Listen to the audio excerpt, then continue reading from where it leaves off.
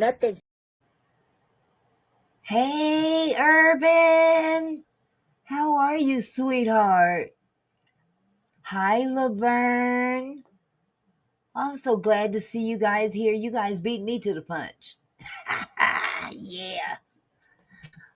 How was y'all's 4th of July weekend? I hope you had a wonderful time. I missed you guys. I really did. Good, good. I really missed you guys. Hi, Barbara. Hi, really dope. Hey, Fonda. Yes, I am so glad to be back home in my own bed. Lord have mercy. That heat was something to be. Ugh. You know what? My husband, he made up a joke that he said behind the pulpit yesterday. He said, went to Vegas. It was so hot down there. Okay, Charles, you know I had to call you out in my video. My husband said, I canceled my reservations to hell because I couldn't take that kind of heat. This kind of heat in Vegas is crazy. I can just imagine what hell is about. Oh, thank you, Barbara. Thank you. You used to live in Vegas, Laverne? Oh, so did my sister. Man, it's good to see you guys. Really dope. What's happening? Yeah, Charles, I had to call you out in my video. I said, okay, Charles, I need some of that mojo you got. I did okay. I did okay. Hey, Lasagna. Good to see you guys. Oh my goodness, I missed you guys so much.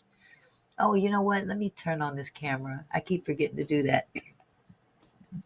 Every now and then I have to turn the camera off because I can't smoke on camera. Hi, Love Jones. Oh, thank you. That was my surprise. You know what, Urban, she called it out. She called it out before I could even get it out. Hey, Camille. I know. It feels like forever. And it was so hot down there. I was forgetting to turn my camera on to do any vlogging. So I did a little bit. Yeah, I went to Vegas. Love Jones. It was supposed to be a family reunion and it kind of fell apart. So me and my husband decided, well, shoot, we done already bought these tickets. So we might as well go. So we went. My brother-in-law and his wife, they went too. Yes, Unc went too. He sure did. He said he canceled his reservations to hell because it's too hot in Vegas. If hell is hotter than Vegas, we can't do that.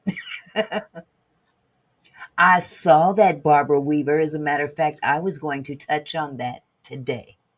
Yes, yes. Oh, yes. Very interesting, isn't it?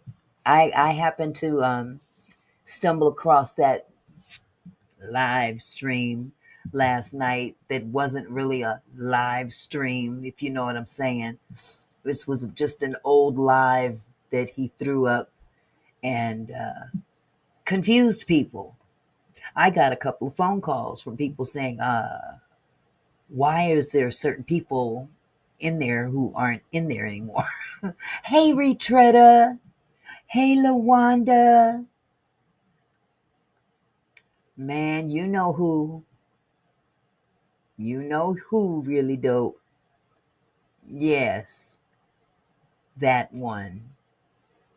Yeah, that's a desperate move. That's what was told to me by someone very knowledgeable.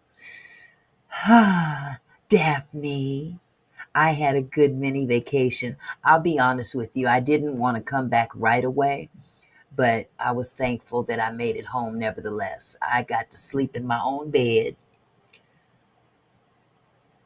Well, you know what, Barbara? If that's the case, then you were there because I saw your name. It was old content,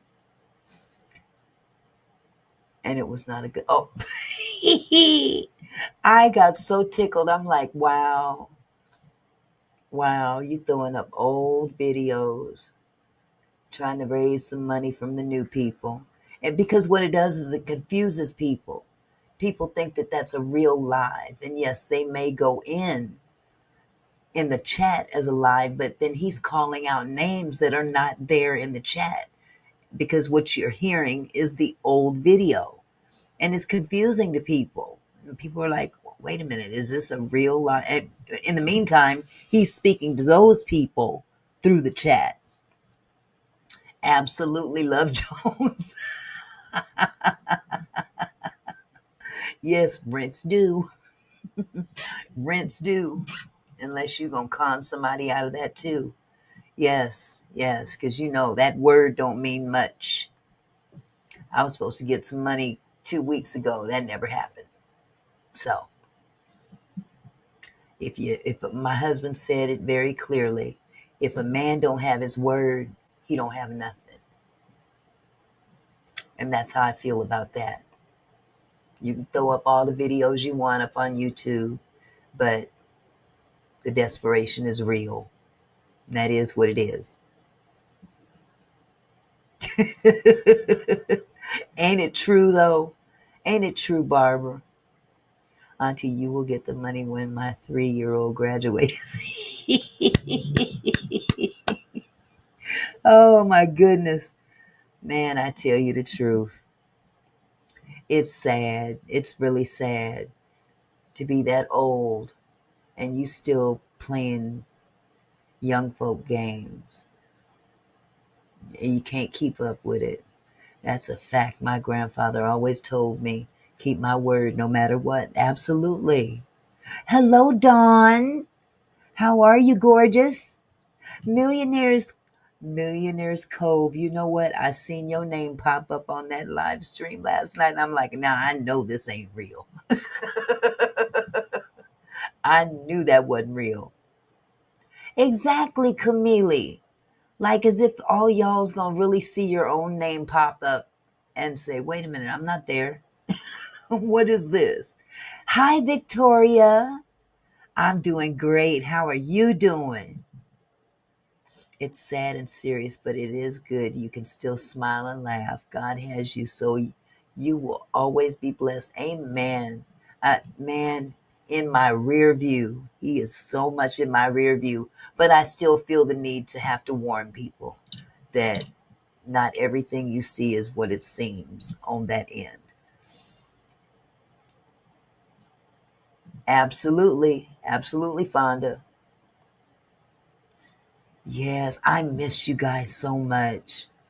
Man, I wanted to sit in that hotel room and just go live. And I said, no, my baby, that wouldn't be fair to him because we were supposed to be out having a good time. So we did. Why did I wake up on the 4th and couldn't see out of my left eye? What? What happened? LaWanda, what happened? That's scary. Hi, Charles. Thank you for the $10 super sticker. Hi, Eye of Crystal. How are you, sweetheart? Man, I missed you guys so much. I can't believe how much I missed y'all. But man, I tell you, I got a reminder every time I turned around. I said, oh, okay. I see you. I see you. I see what's happening. Went to the emergency room. They shot meds in my eye. I had a long cut. Oh my God. Oh my goodness. You know, something like that similar happened to Jess, except it didn't get her eyeball, it got her eyelid. It was her cat. And he scratched her. Ooh. That's why I don't fool with them animals. Mm-mm. Well, I hope you're doing okay, sweetheart. That is nothing to play with. Playing with them eyeballs. Ooh, God. Yeah, so that was my weekend. We went down on Wednesday. We left here Wednesday morning about 10. Our flight left at 10. We got down there at about 12:30. We stayed at, hi Simone. Oh my goodness, I'm so glad you're okay, LaWanda. God. We got down there. Uh, my brother-in-law and his wife went as well, but we weren't traveling together. We just happened to have tickets on the same flight, going to the same place because we were supposed to earlier. But like I said, that family reunion kind of fell through. And there were people there that live there that decided to do a little something, but we just went down there as ourselves and we had a good time by ourselves. We had a good time. Now, them slot machines, they don't like me. They don't. They don't like me. They see me coming and they say, we gonna get her. We gonna get her. But I played and I said, I'm not playing no more. And then Saturday morning hit. And I got up in the morning and I said, okay, my baby's still asleep. Let me go on down here. It was like 6 o'clock in the morning, 6:30. And I went to the registration desk to ask them how much they would charge me for a late checkout. Hi, LT. I see you, Victoria. I went to the registration desk to see how much they would charge me for an early checkout, and they told me $50 if you want to get out of here late, which I figured, okay, 2 o'clock would be good because our flight leaves at 5, and I want us to have time to get to the airport and whatnot. Excuse me. Oh, wait a minute. I'm not done, Victoria. I'm not done. Oh, so I got up at 6:30, so went down there, talked to them, paid the little fee. I rented one of those carts because my back is really bad and I can't walk very much for a long length of time. Hi, Leo the lion. How are you? They told me I could keep my cart, my little scooter, until 3 o'clock. So I said, okay, well, I went and got my coffee. I went and sat at a machine that had ripped me off the day before. And I said, let me see. And I put a $20 bill in there and I got to playing 1 penny. It was like 88 credits minimum. And I'm a quarter girl. I like playing quarters, the old time slot machines that have just three that go across and the maximum bet is 75 cents. But I didn't play that. I played one of the newer ones. Thank you, Fonda, for this $5 super sticker. Thank you so much. So I sat down at that machine and I hit the minimum bet, which was 88 cents per time, spin. And I hit that thing about 7 times. And I got I can't even remember the name of the machine or the game. All I know is that I got everything you could get all at once. Hi, DJ Wilma. I got the ultra spin, the double up, and the extra spins. And they all started going ding, ding, ding, ding, ding. And I guess what happens is that, you get everything that comes your way during these spins. And I hit 2 majors, which was 500 a piece. Ooh. I about boo-booed on myself. I ain't gonna lie. Thank you, Urban Media, for the $5 super sticker. I about, you saw that, LT? Oh my God, I've never, ever, ever won anything so big, especially at a casino in my life. And if y'all saw that video, you seen what I did. Cash out.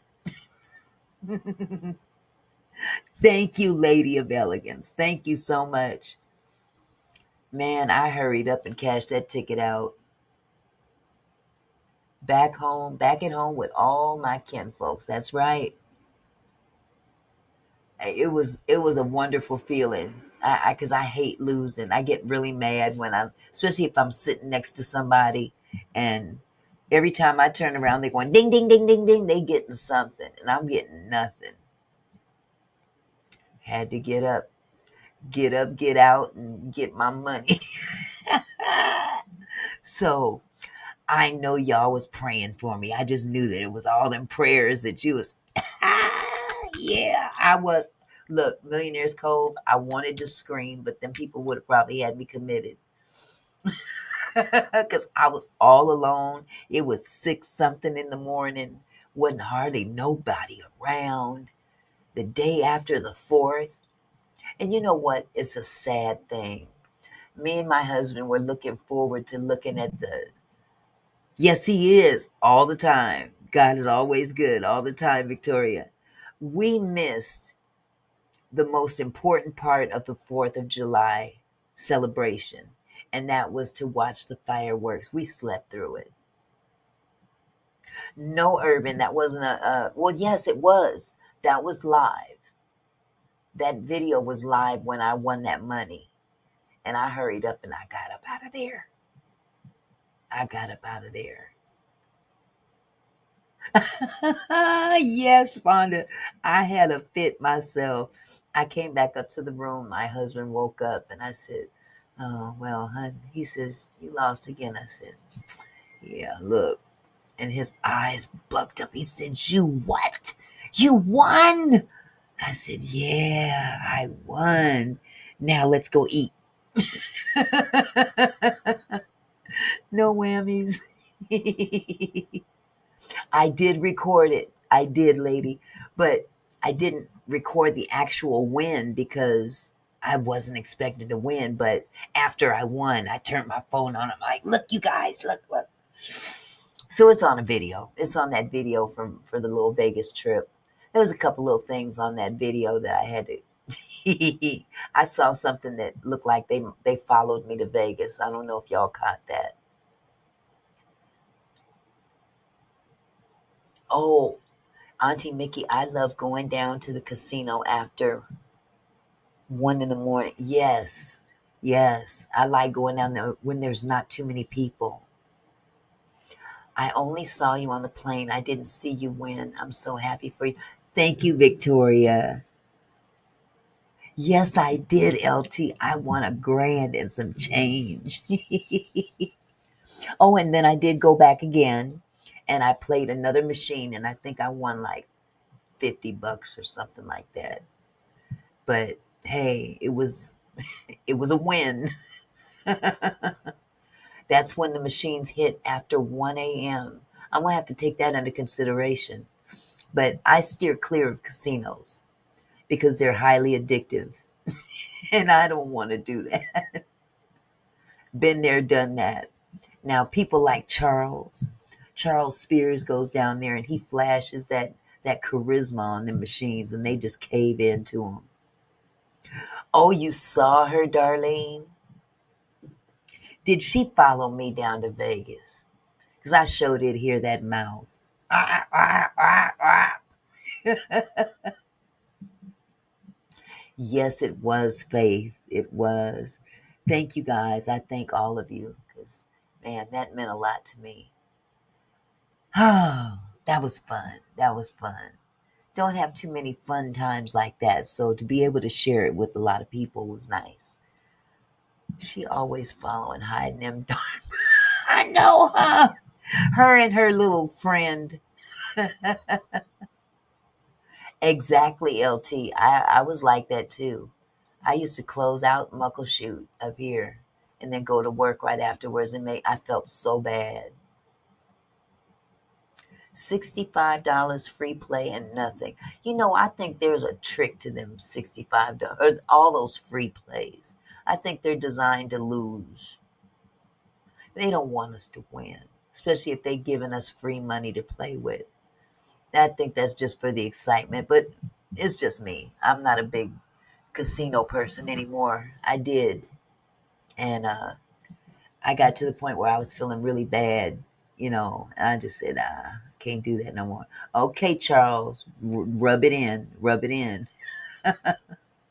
No, Laverne, that wasn't my first time going. It was my first time in a long time going. Fonda said, Auntie, y'all look good out there on the plane too. I swear I was there with you. Yeah, I carried all y'all with me. I sure did. I sure did. Whether you felt it or not, I had you with me. So I had a wonderful time. So did my husband. Yeah. So let's see. What else did I want to talk about that trip? There was something else I wanted to talk about. I wanted to zip line. Can't do it. Thank you, Eye of Crystal. Thank you. I really enjoyed myself. That was a surprise. Yes, Millionaires Cove, I did. Thank you, Faith. We had a wonderful time too at his house. He beautiful home, and he was very hospitable. We got to sit with Meech as well. Hi, baby. You need your phone? It's over there. Uncle Barry's in the room. Oh, I understand, Jess. You are a working mama. Yes, yes. We did have a fun trip. And I was just telling everybody, wait a minute. No, it's in the room. I'm sorry, I put it in there. My bad. So sorry. Um, I hit, I hit a little over a grand, Jess. I thought about you. But yeah, I wanted to zip line. He wasn't that enthused about it. LT, you know, it, he wasn't having it. Tell us the Stone Paxton experience. It was very, very nice. We got there. We caught a Uber over there, and yes, Jess. Wait, what? I did. Yeah, Faith. Meech is he's yeah. Yes, I did, Jess. No, no, not that one. This was a different one. I wish I could, Simone. You know what? Next time I probably will. I'll just have to go by myself. He doesn't do outlandish things like that. I do, you know, stuff like that. But he doesn't. Yeah, he's not having it. He says somebody got to live to tell the story. But the podcast or the live that we did at Stone's house was men how to keep a woman. There he goes. Uncle Barry's in the house now. Uncle Barry was there too. He was sitting at the dining room table, giving his 2 cents. That's right, giving his 2 cents. The men stayed out of the camera. It was just me and Chef Vanna, and we did some role playing. Stone would start off a conversation, and I was supposed to answer it, or he would start off a conversation with Chef Vanna, and she was supposed to react. So I just told it the way I saw it, and every now and then the pastor would chime in because he is quite the expert, I would have to say. Although us women, we tend to want to believe we're the expert, but sometimes we don't know everything that we really, really need. We know what we want, but not necessarily what we need. So, it was a really nice live, and I was able to get some points across to the young ladies, um, because I do have a I don't know. Hi QT, hi QT. I just feel like just like the older people back in my day, they felt obligated to tell us as young ladies what we should and should not do. And, being young, you want to go, oh, I don't want to hear all that. That's old fashioned, yada, yada, yada. But guess what? You get up in age and you start understanding what them old folk meant. And it goes a long way. Did you eat good food in Vegas? Yes, we ate at, what's that guy's name? He does the divers something and drives, or God, I can't, guy something. I can't. Somebody knows this guy's name. Thank you, Simone. Thank you, Faith. Not Hell's Kitchen. No, that was that other guy. Uh God, I'm so geriatric. Guy. His name is Guy something. And he goes to different little holes in the wall. Guy Fieri. Yes. We went to his restaurant. We had the chicken Caesar salad. It was bomb too. Oh my God. No, we didn't see any shows. Uh the strip was enough show for us. I got in my little scooter and we started going down the strip and got to crossing across to Caesar's Palace. Went up in there and played a while and did win big auntie on the. Yes, I won $1,000 QT. I thought I was gonna have an accident on myself, but I didn't. I held it together. I came back with a little bit more than I spent. Just a little bit. I'd say about $500 more than I spent. Um, Jess, it wasn't the puff game that you you referred me to. It was another one where these missiles go flying and there's like three columns. There's ultra ultra spins, double double up, and then extra spins. And when you spin, it it's some Asian name, Chinese, Japanese name to it. I can't remember the name. Yeah, fireworks. The fireworks game. That's what it was. And the missiles go flying into different, depending on what color it is, they go fly into that column. And then they'll start going, pum, pum, pum, pum. And all three of them. Drivers, dine in, and dives. Yes, LT. That's it. That's the show. Yes, Muckleshoot. Yes, Muckleshoot. I don't like Emerald Queen. I like Muckleshoot, yes.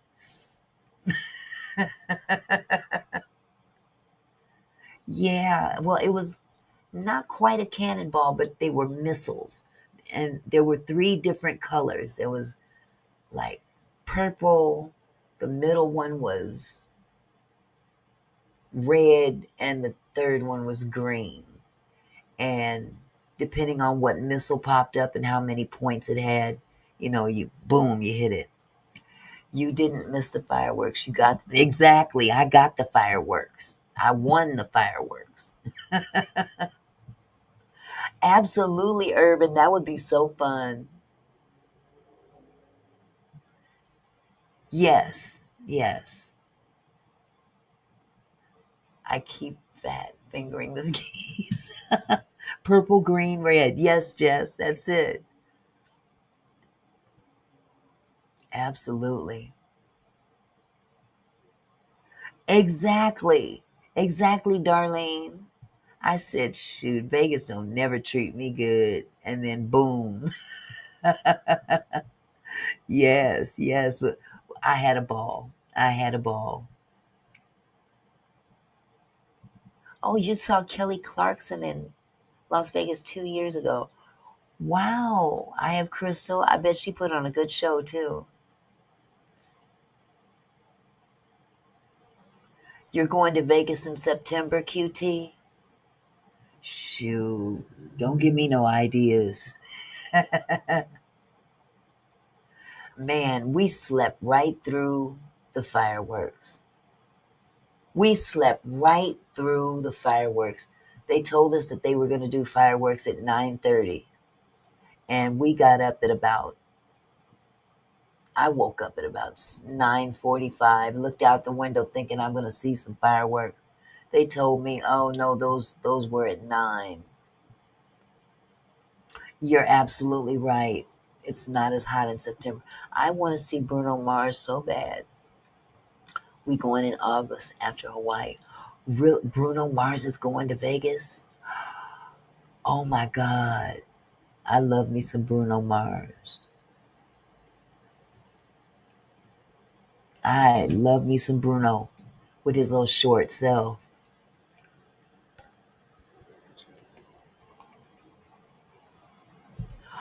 Where my mom lives, someone threw fireworks in some place and it burned down. Jesus. People are crazy nowadays. Oh, he does perform there, doesn't he, Jess? I forgot about that. He got a gambling problem from what I hear. Oh, baby.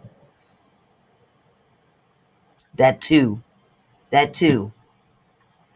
Give Angie her money. I know. But he's still a cutie pie, Jess. He's still a cutie pie.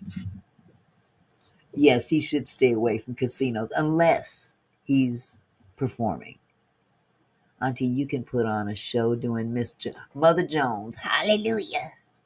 Ooh, what is all this about? Yeah, that would be funny.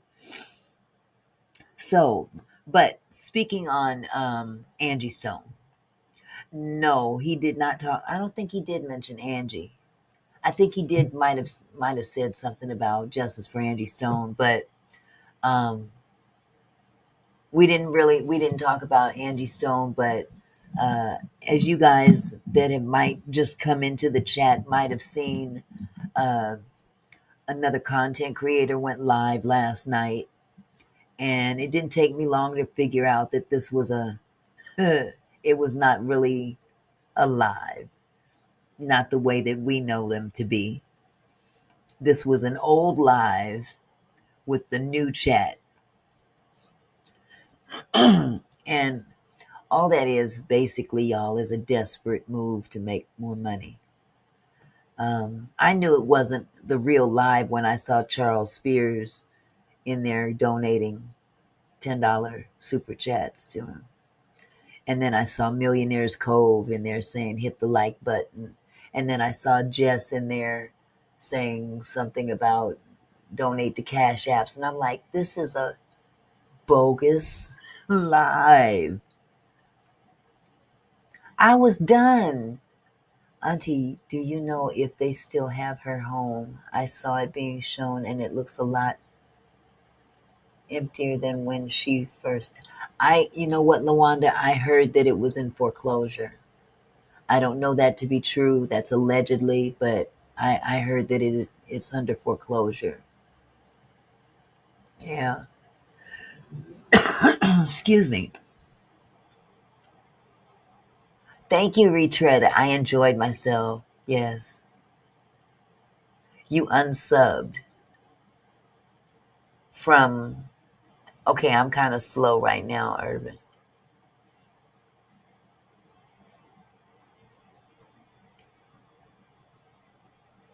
Okay, I need to catch up with the. He's on there now trying to scam with his fake discovery about the accident. You know what? It's really sad. It's really sad. Um, a lot of that has to do with desperation. If you ask me, that's just my own opinion. From my understanding, her assistant got the home.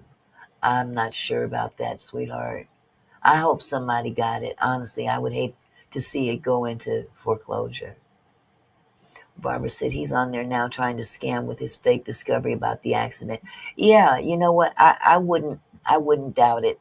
I knew that last night's live was bogus when I saw Barbara Weaver's name pop up on the screen. I saw uh, Jess the Best pop up on the screen. Millionaire's Cove popped up on the screen. Charles Spears gave a couple of super chats. Thank you, Charles, for another super sticker, for a $10 super sticker. Thank you, love. Thank you so much. Yeah, Charles was in there. I'm like, I know this ain't real. It can't be. It cannot be. Protected by God was in there. I'm like, wow. But there was other people in the chat now. Those people.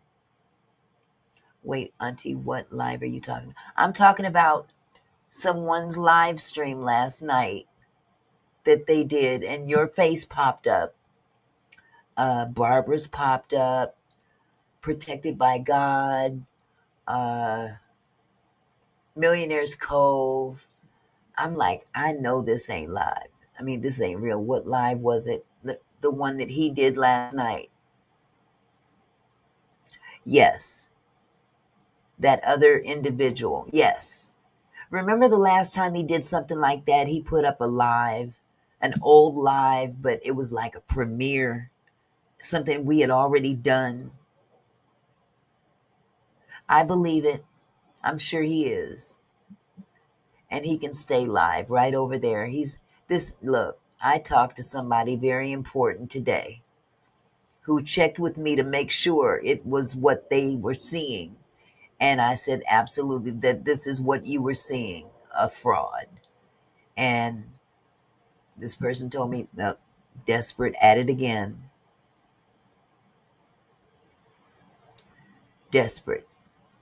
Yes, he's live right now. And he's basically, hey, he's trying to test the water, see if he can make some more money. Yep. Yes, Victoria. Now, today he may not. I don't know what he's playing today, but I know what I saw last night was a replay, but he put it up as a live, and he was talking in the chat live, if that makes any sense. But the people that were popping up on the screen are people that are not in there. That's fraudulent. You know, I said, wow, you're going to try any old way you can to raise some money. Thank you, Charles, for the third $10 super sticker. He's going to give me another aneurysm. Absolutely, Victoria. Absolutely. But I was told from a very, very, very reliable source that this person is dangerous to fool with. And that's all I'm going to say about that. Exactly. But you know, he ain't going to do that, Jess. He ain't going to do that. What did Barry say? If a man ain't got his word, he ain't got nothing. He gave his word 2 weeks ago. I ain't heard from him since.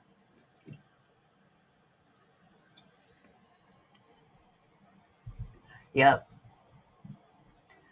Well, QT, he can't let it go because that's his nature. Scamming is his nature. Once a scam artist, always a scam artist. And to be that old, this man is 66 years old. You would think by now. Absolutely, Retretta, he will. He's already lost. He just don't know it. Absolutely. Absolutely. And clearly he hasn't learned his lesson. But God Almighty will definitely handle him. God Almighty will definitely handle him. So that's on him. That is none of mine. 67. Yes, baby, 67. 66 or 67. Old enough to know better. Old enough. And you really told him too, baby. I was so proud of my husband. He said, I don't gotta cuss you out. I ain't gotta raise my voice. I ain't gotta call you out your name. But I'm a man just like you. And if a man ain't got his word, he ain't got nothing. And as far as I can tell right now, all I'm hearing is words. Run my wife back her money. Yeah. No, they're not going to forget. I'm not going to let them forget. Exactly, QT. I know she didn't. She's Diamond knows better. Diamond knows better. That's true, Retretta. That's true. But some people, they think that, they're older and they know better, and he don't have his word. I don't know what happened to Puzzle Piece, Eye of Crystal. I really don't know. Thank you, Lawanda. I will continue to trudge on through. Absolutely. But you know what? We gonna miss that man. Miss me on that. We got better things to talk about. He probably did, Jess. He probably did.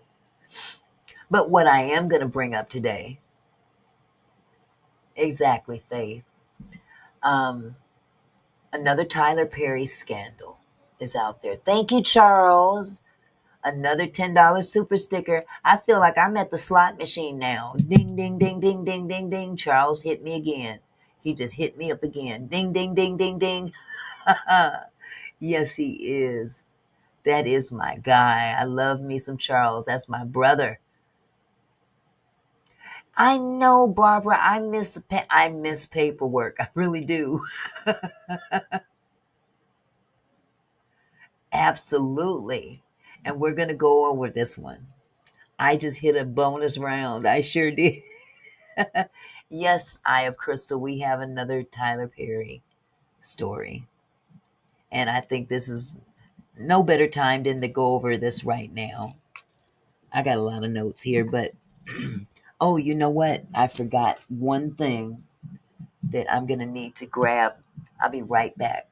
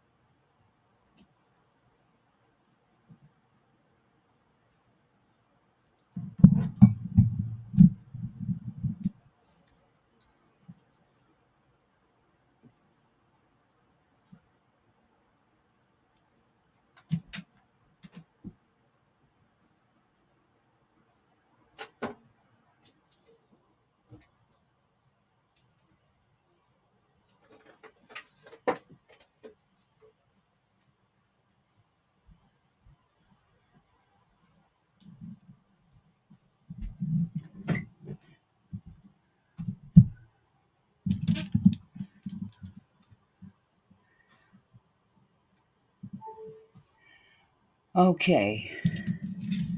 For some reason, this thing didn't even charge. Man, I can't stand when stuff like this happens. Okay. For some reason, this thing didn't even charge. That really perturbs me. But I'm going to give it a few more minutes to charge, and we'll still talk about Tyler Perry. Hey, that's it, Queen. How you doing, my love?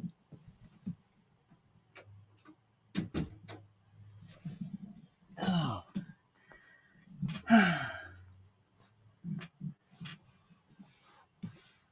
okay.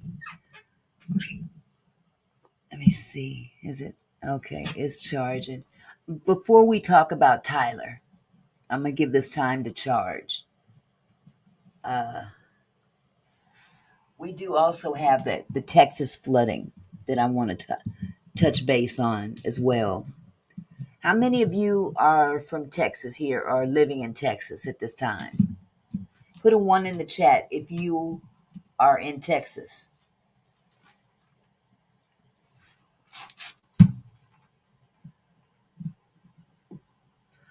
Yeah, I saw that. Thank you, Charles.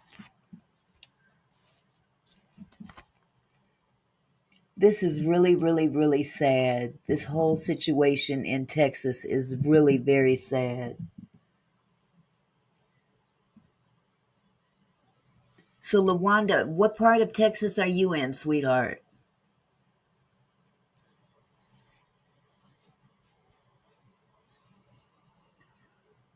I missed. There's Let's Go Slots. How you doing? Let's Go Slots. I sat with you all weekend. Okay, so you're in Dallas. So does this affect you at all, LaWanda? Is it anywhere near where you are? I got family in Dallas too, and I haven't had an opportunity to call them.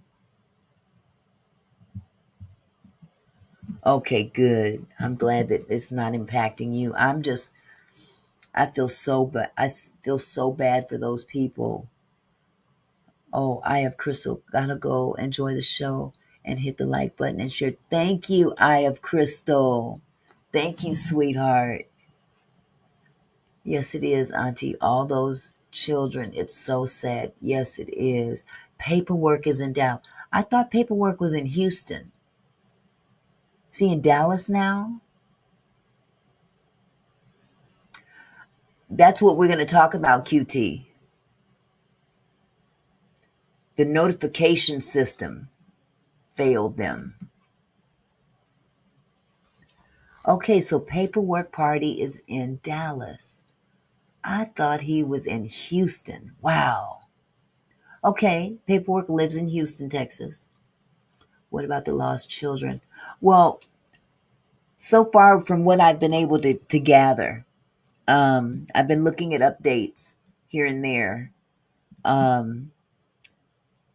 Could this have been prevented?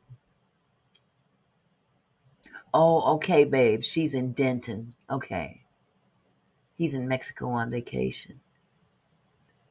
Jess Fonda, Auntie showed Casino who the boss is. Oh, my goodness.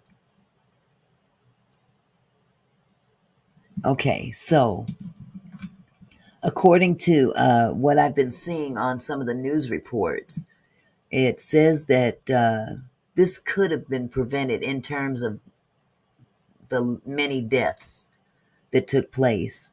The flooding itself couldn't have been prevented. That was going to happen regardless because of the rain and whatnot. But the notifications is what failed them. A lot of people did not get notified.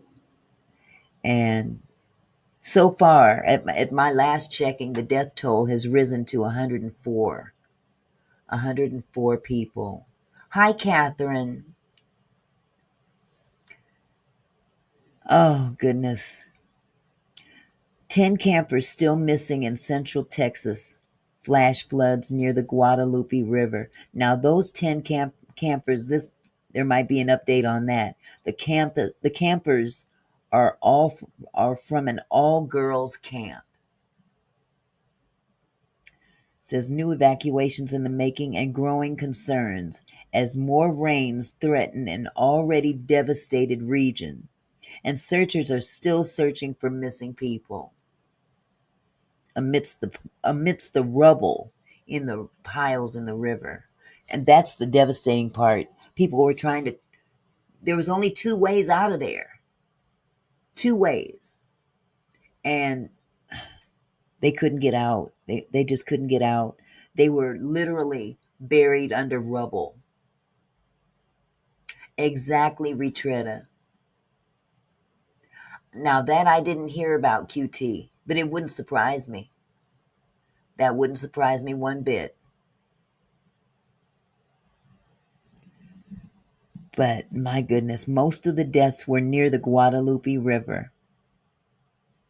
68 people are dead in just Kerr County alone, and numbers are believed to rise as time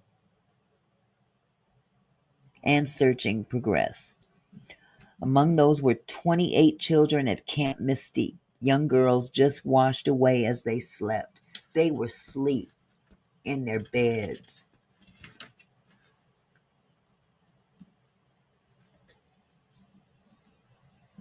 There were actually 2 exits to get out of there. Both ways were impassable due to flooding. What I was going to attempt to do is bring up a live. Let me see if I can pull something up here.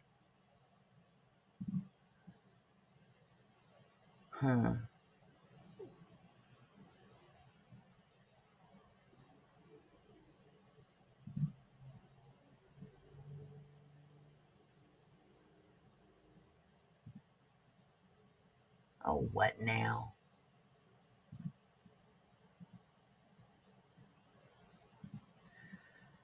Okay, well, I had a couple of pictures that I was going to share.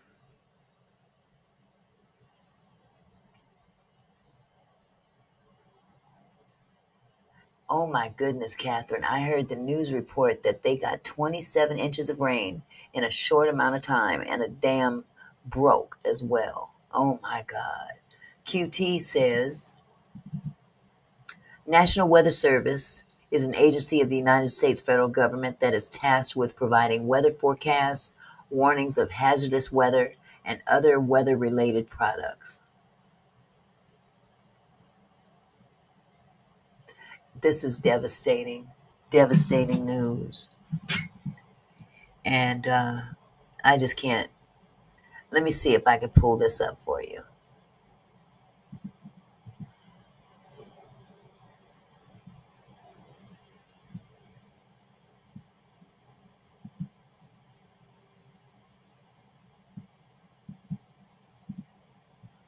Okay.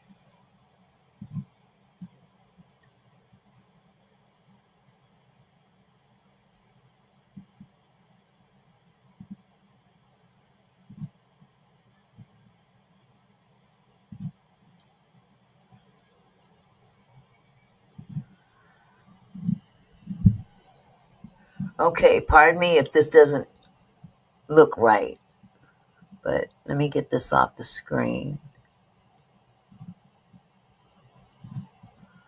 Okay.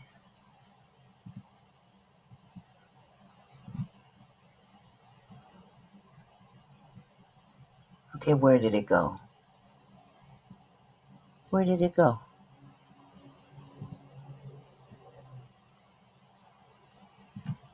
And joining me now is our team of reporters. NBC News national correspondent Aaron Gilchrist is in Kerrville, Texas. Also with me is NBC News meteorologist Bill Cairns, and NBC News White House correspondent Yamiche Alcindor, and NBC News senior Homeland Security correspondent Julia Ainsley. Welcome all. Aaron, let me start with you. What is the latest on the ground, and how can you describe for us the scale of destruction that you've seen? It is just immense. I mean, Kelly, it really takes your breath away as you come into, we're in Kerrville, but really this whole Kerr County is one that has seen a tremendous amount of devastation. You can see behind me, we're standing in a park, and I'm told by people who've been passing by throughout the day today that this is a park normally where there would be really lush greenery behind me. You would see trees creating a canopy over this walkway here, but instead now you have standing water. The water behind me is not the Guadalupe River. The river is a little bit farther over. There are trees that have been pushed down, snapped in half. The bark has been stripped off. There's plywood up in one of the trees here. You can see just how high the water got when that wall came through this area on Friday morning. Just an indication of how devastating this flooding has been here. At the same time, we've heard from officials here in Kerrville and Kerr County in particular that they are continuing the primary search effort. They are still in the primary search effort, they say. They have indicated that they've recovered 75 bodies here in Kerr County to this point. We just got a few of the nearby counties updating us on some numbers, and so the death toll has surpassed 90 at this point. There is still some hope, though, I think we can say that there's potential for them to find some survivors from the flooding, even though the reality that this was such a catastrophic flooding event and that this is now day 4 since that flooding event, that reality is sinking in for a lot of people. I want you to hear from a couple that I spoke to a bit earlier today as they were coming through this park that they walk through on a regular basis, seeing that so much of it is gone and so much of their community is devastated.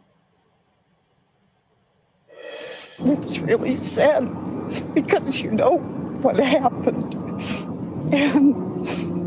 and the people who are suffering because of it. It's just such a tragedy and it's still not over. So there's still lots of people missing. Yeah. You know, in a degree like.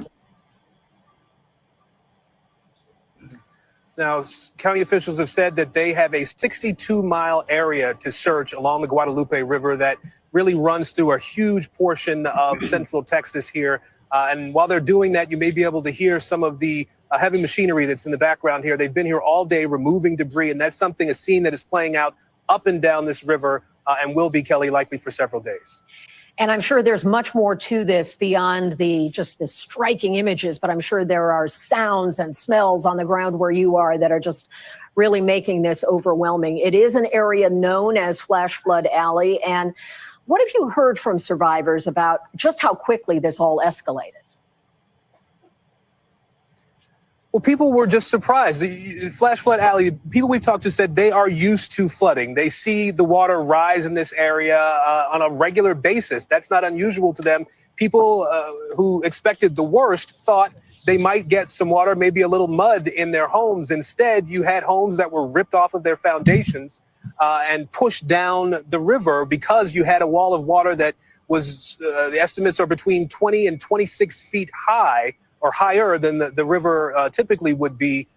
And so that was something that caught so many people off guard. The alerts that went out, we've heard a mixture of people saying that they got some of the alerts. That main one that would have happened about 1 o'clock in the morning, the National Weather Service sent out an alert that would have triggered what we typically think of as the Amber Alert noise that comes on our cell phones. People would have gotten that, assuming that they had service that was operating at that hour. There were a lot of people who were at campsites and tents and in RVs along the Guadalupe River at that time who would have been asleep.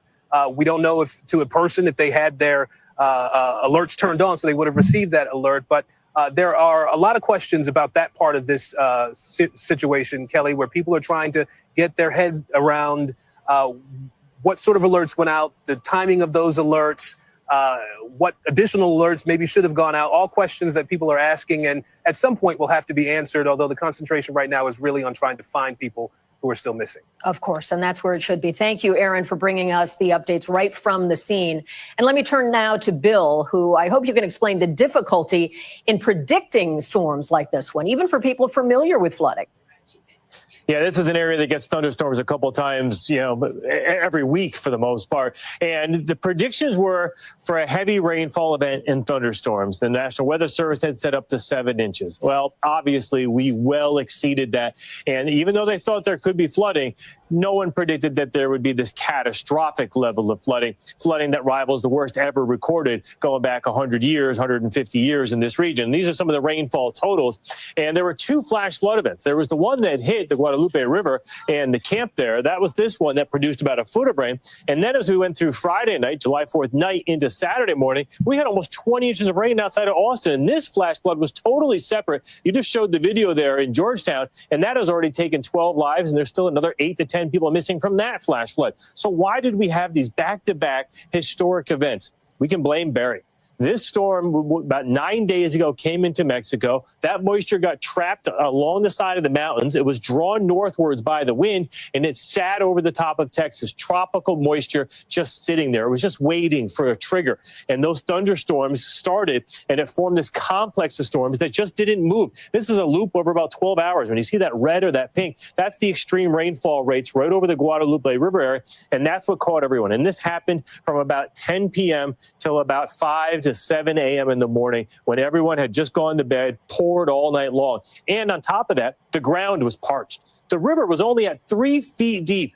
You've seen pictures of this river at 29 to 30 feet deep at its max. It was 3 feet. It was dry. There was a drought. And all of this water collected in what they call the foothills of Texas, in all these little rivers and canyons. And then it all flowed down the Guadalupe River, Kelly. And that's why everyone just got the timing of it was what cost the most lives, even probably worse than the communication failures, which we can talk about too. Certainly the hour of night made a difference in how people responded to this. But are you seeing, understanding now that maybe part of the lapse was in the forecast itself or in the mechanisms to send out alerts to people? As with everything, Kelly, it's always going to be a little piece of a lot of different things. It rained harder than anyone thought. So that's another piece of it. The alerts and the warnings that went out as the event was unfolding actually happened as they should. I didn't see any problems whatsoever. The watch, which means the ingredients are possible for it to flood, happened 12 to 13 hours before the event. And then the warning went out at 1 a.m. So if the warning goes out, these are the ways you can get the warning: TV and radio, through your mobile device, wireless emergency alerts, or through weather radio. A lot of these people were in RVs, or they're in tents or cabins along the river, or in the case of all the kids at the camps. So a lot of these options weren't available. Plus, it's the middle of the night. No one's watching TV and radio. So a lot of people were going to have to count on either one of two things: NOAA weather radios, which a lot of people don't use anymore, which they still should if you're in a rural area, or wireless emergency alerts. People said they weren't getting these, though. Some of the Wi-Fi, some of the cellular service is very spotty in some of these areas of Kerr County. So people may have been in their tents normally counting on their device to tell them when there's a tornado warning or a severe thunderstorm warning, in this case, a flood warning, and maybe they didn't get those because they weren't in good cell phone service. And as far as the kids camp goes, Kelly, one of the biggest questions I'm dying to know, and I'm sure the parents are going to demand to know, did they have a NOAA weather radio? Were they alerted in the middle of the night? In case you're not familiar with what a NOAA weather radio is, it's almost like the fire alarm in your house. It goes off and it beeps. It wakes you up. So if the camp director had one in their office when this went off at 1 a.m. and then again at 5 a.m., they would have known and could have possibly told all the kids to get to higher ground. The girls' camp did not completely go underwater. About 75% of it is in the flood zone. 25% is not. The upper camp is the higher elevations. That's where helicopters were rescuing the girls from. So if they had known in advance and gotten the weather radio alerts, they could have gotten all those girls up to safe higher ground. But that didn't happen for some reason. We don't know why yet, Kelly. And I'm sure the parents will be demanding it. I'm sure a lot of people are going to want to know what happened. Unfortunately, as we know with this tragedy, the director of the camp, who likely was the one to get these, perished trying to rescue some of these girls. So some of these questions we may never know the answer to. And so many difficult questions. And just to give us a quick snapshot, I understand there is still a threat of weather being an issue in this area. Yes, we had thunderstorms. We were concerned that, there's still active search and rescue going on with hundreds, of drones, aircrafts, people on the ground. These thunderstorms this morning dropped a ton of rain. They were moving west. Here's Kerrville, where the Guadalupe River area is. This is the search region. They have stayed away. They are weakening. Kelly, I don't think we're going to have to deal with any more problems from flash flooding in the next week. Looks dry in Texas. So hopefully we can recover anything that possibly can be found. Bill, thank you so much for all of those details and a sense of how it unfolded. Let me turn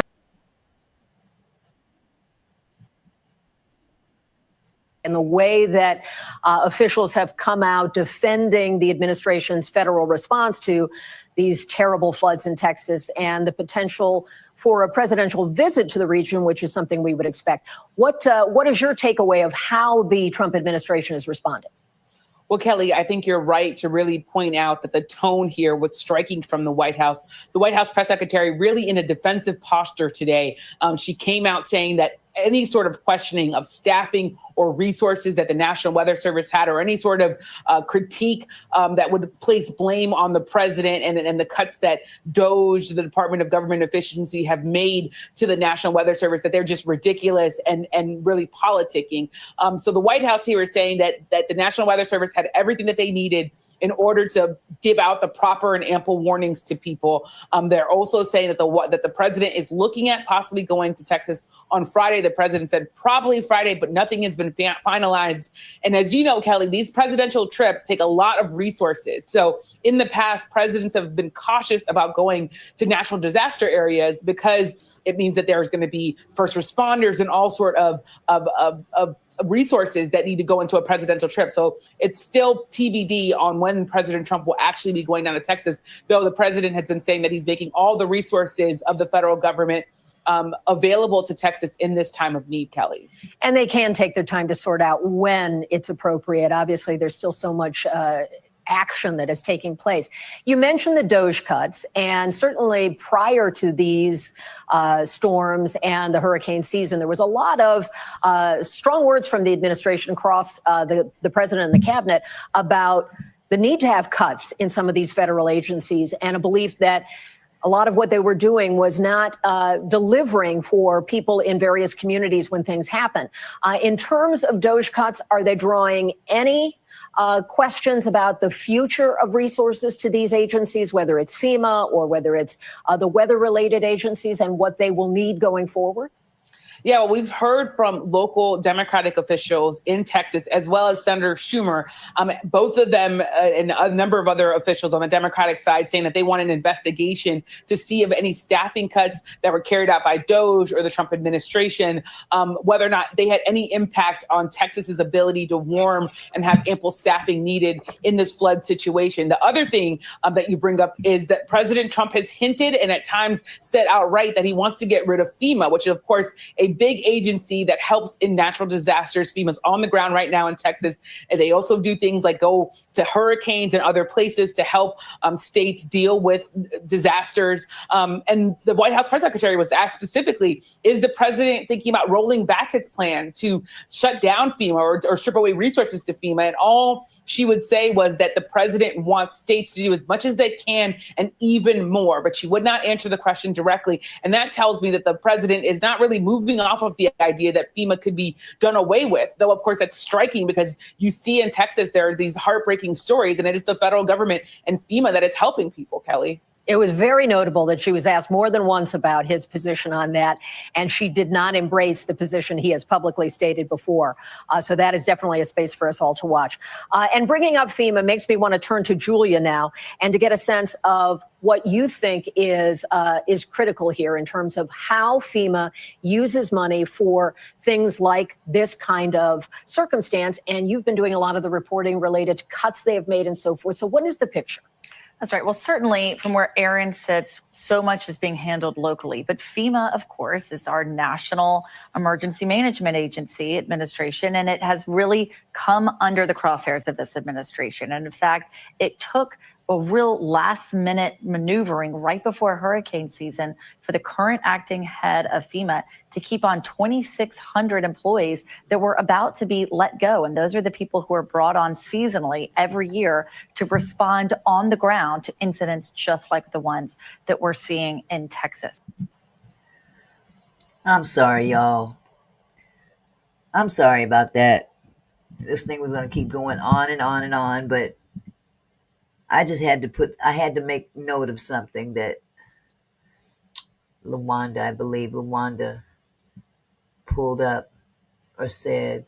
Hi, Lennis. How are you, sweetheart? This right here. Let me share something with you guys.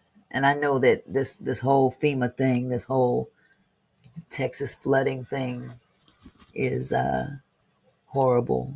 In what I mean, it's absolutely nuts. But it just brought to my mind, today is the 7th of July. And this statement right here, this is sad. Folks go on camp and come back in a body bag. Today is the 7th anniversary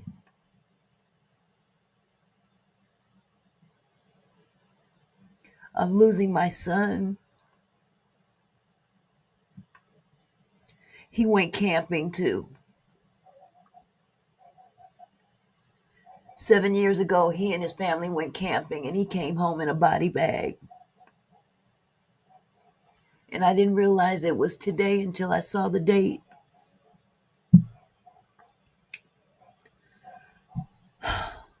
So again, this makes it even more awful to see this. Nobody knows. You know, you go on something as nice as a camping trip with your family, or you go on a camping trip with a bunch of girls to an all-girls camping trip, and then in your sleep, you're washed away by floodwaters. My son didn't drown in floodwaters. He drowned in a lake. He went camping with his family, and he came home in a body bag. That was 7 years ago today. Now, they didn't retrieve his body until the 8th, but he lost his life on the 7th, 7 years ago. Oh, that was deep. I didn't expect that realization to come up right now. So thank you guys so much for your prayers and your condolences. It's good grief. Wasn't expecting that. But again, a lot needs to be said about FEMA and our inability to really address some of these notifications that people are not getting, you know. And they may say, yeah, they who's got their television on, or who's got their phones on, or whatever, in the middle of the night. I do. I have it for a reason. So if you guys don't mind, I want to change the subject about this. I wasn't expecting that. So what I would like to do is, I think my iPad has charged a little bit more. Okay. I want to go over this new lawsuit. The young man, here we go. Pardon all the noise. This young man's name is Mr. Braxton Wells. Tyler Perry, here we go again. Another actor comes forward with allegations against Tyler Perry and Mark Swenton, who's a film, television, and theater writer, producer, and director. He's currently serving as the vice president of Tyler Perry Studios, where he produces all the Tyler Perry Studios' major television shows, feature films, and stage plays. He produces a number of shows on the air right now. So Mr. Braxton Wells, and I had his picture up here. Ooh, he is hot in here. I had his picture up here. Let me see if I can pull it up. Just a second. Bear with me.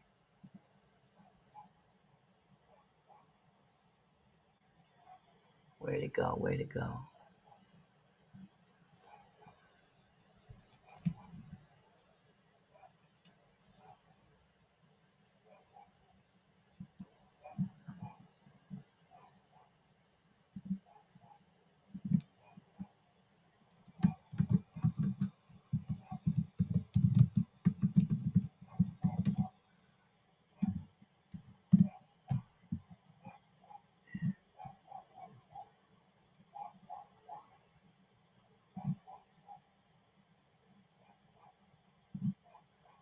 Okay.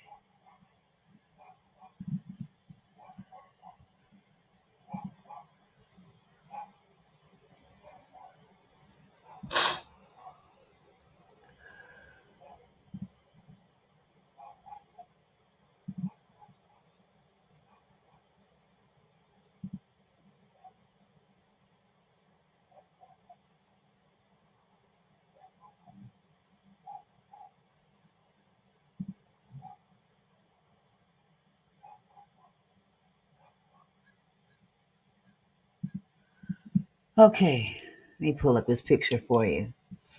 Thank you, Leo the Lion. I appreciate it. Okay, his picture hasn't done downloading yet. So,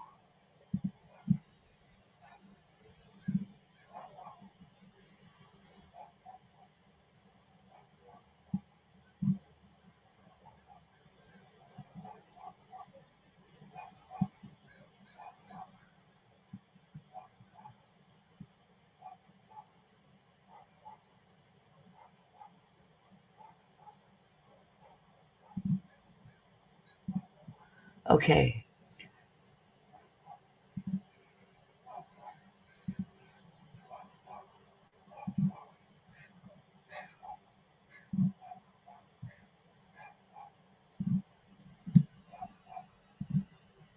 This gentleman is Braxton Wells, and he is charging, or he's alleging, some very heinous things against Tyler Perry Studios. He's got a long list of allegations against several defendants, including Tyler Perry and Tyler Perry Studios, going back to 2022. He alleges that Mark Swinton. Let me show you who Mark Swinton is. Let me remove this young man.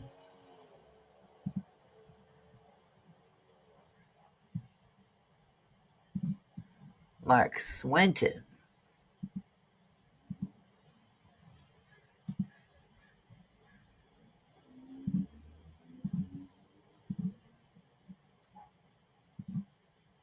This is Mark Swinton. Mark Swinton. He alleges Mark Swinton groomed him, R-worded him. I'm sorry, let me do it in the correct let me do it in its correct order. He alleges that Mark Swinton groomed him, rugged him. I can't say the word. Rugged him, and he blacked out. Then he R-worded him and transported victims across state lines under false pretenses. He also accuses Jeannie Harrison of legal malpractice, conspiracy, obstruction of justice, and failure to uphold federal and veteran rights. This young man that is bringing these charges forward is an actual 100% disabled veteran. He's also accuses Jeannie Harrison of legal malpractice, conspiracy, obstruction of justice, and failure to uphold federal and veteran rights. He's accusing Tyler Perry and Tyler Perry Studios of negligent retention, enabling a predator, and participating in the cover-up. He's accusing Mark Robbins of conflict of interest and suppression of material findings as a third-party investigator. Mr. Braxton claims that in January 2022, he was R-worded by Mr. Mark E. Swinton, this dude right here. Ick. This dude right here. Now, I could bring Tyler Perry's picture up, but we all know what Tyler Perry looked like, right? Y'all want me to pull his picture up too? Grape. Yes, I can say grape. Grape or R-worded. Y'all know what it means. Mr. Braxton claims that in January 2022, he was R-worded by Mr. Mark E. Swinton, that he was lured from California to Georgia under false pretense of legitimate employment related to BET's The Oval Show. Imagine that. Same show as Derek Dixon. Imagine that. Now, this young man suffers from PTSD and is a disabled U.S. Army veteran. He was groomed and manipulated and flown out for a premeditated act of blankual violence. Afterwards, he was coerced into silence through a $6,000 Apple Pay transfer and later funneled into a secret NDA agreement settlement by Jeannie Harrison. While a criminal investigation was still open in the state of Georgia, no judge, jury, or mediator was ever involved. This whole process was orchestrated to silence him and not to serve justice. His legal protection as a U.S. veteran was never disclosed to him by this attorney that was given to him. NDA is now null and void in SA cases because it was a criminal act. Says this case mirrors Derek Dixon's case, and in a sense it does. And he does come with text messages and receipts. If you guys ever want to see the receipts that this young man has, hi Melody, they're on Instagram. I'll be able to give that to you toward the end of this presentation. Playing what he said, he got a video of this dude's black G-Wagon picking him up at the airport as well. So here's a recording of his allegations against Tyler Perry, Mark Swinton, and the others. Now, I'm going to play this recording for you. Okay, please forgive me for the ghetto-fiedness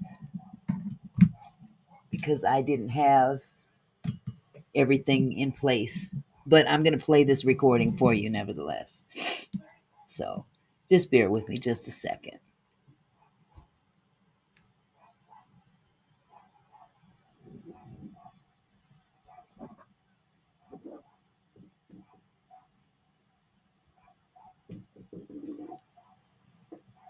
Come on, come on.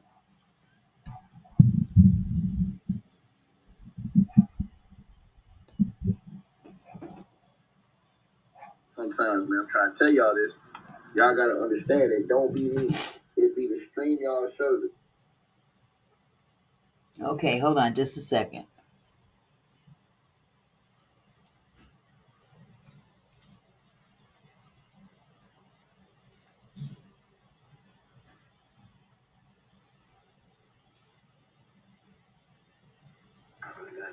That's a very long time. The guy knows the guy very well.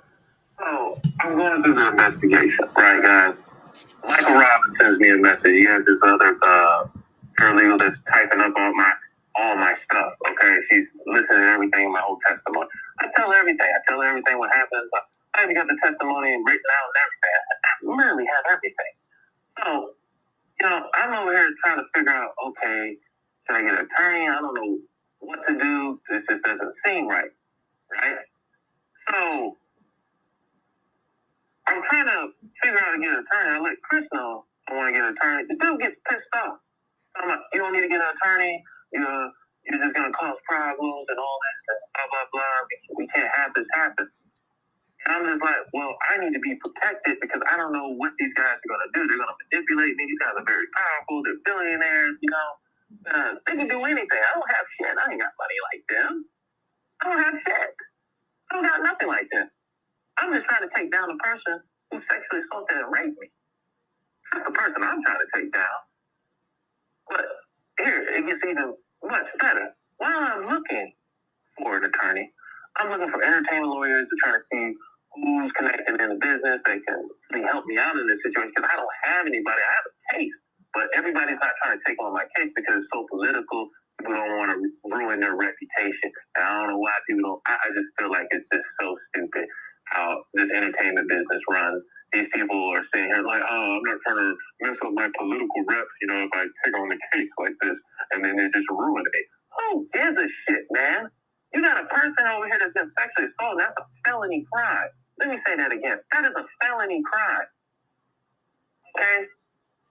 Vulnerable, PTSD, 100% disabled veteran that is going through it. And to be honest with you, I'm federally protected. I'll get better. I'll contain that story better on my story when I'm trying to tell you. I'm looking for an entertainment lawyer. There's this guy named Doug Johnson. Johnson, I don't know, I guess he deals with stuff like this with sexual assault, but he said, this ain't my type of thing. But I think... Yeah, y'all smash the light button if y'all come on in. Okay, hold on.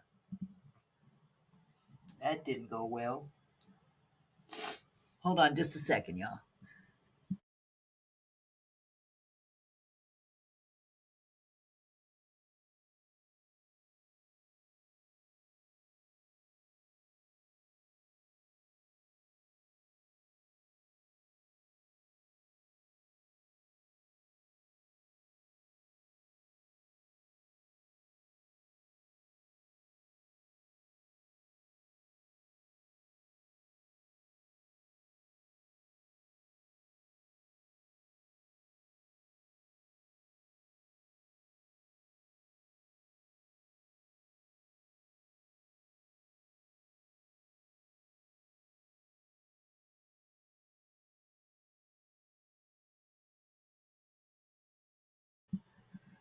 Okay, I think I got the right one now. I'm sorry about this, you guys. Okay, let me go ahead and start this up.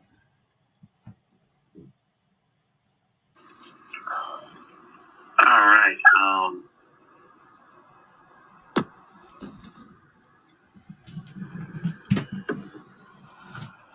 I'm not about to hide anything with you guys.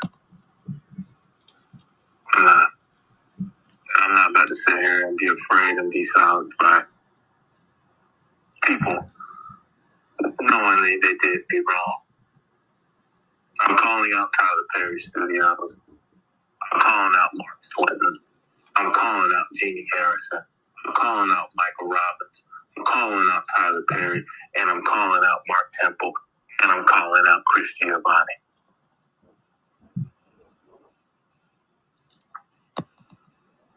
I want you guys to know what you guys did to me was very unlawful. And me being a retired vet, going through post-traumatic stress disorder, going through mood, depressions, everything that I have in my testimony. You all covered it up. You all covered up a felony of what Mark Swinton has done to me. I've asked for help from the California State Bar, Jeannie Harrison, because she didn't tell me my California rights as a U.S. Army veteran and a California LA resident. I'm sitting here looking on the news. This kid named Derek Dixon is getting unlimited jurisdiction, quid pro, as an LA resident. Right?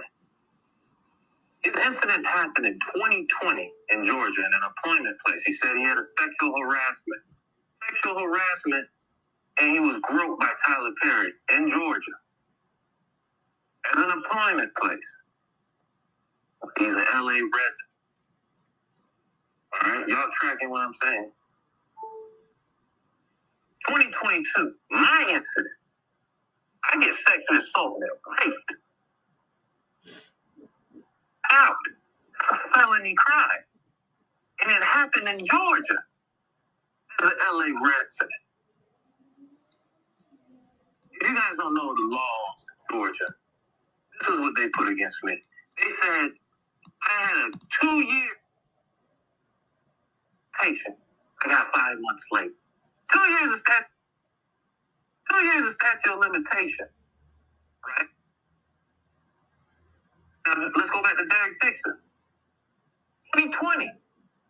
Same incident, but just a different, it's way before statute of limitation, right? 2 years, right? So what? 4, 5 years? He gets a lawsuit with his attorney, Jonathan Delshad.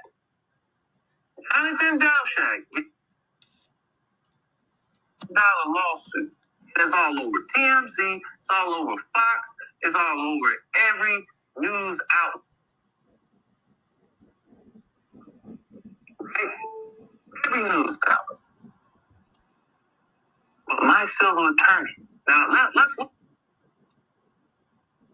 Stuff happened to me ever since I came out with my first video. Right?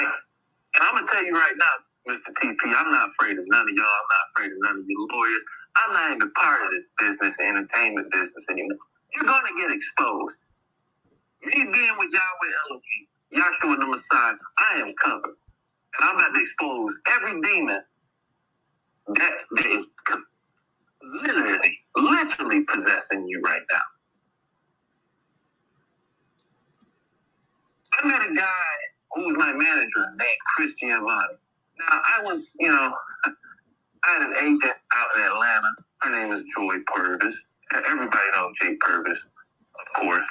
And I told her I was going to go to this guy named Chris Giovanni. Joy told me, oh, no, you shouldn't go to him.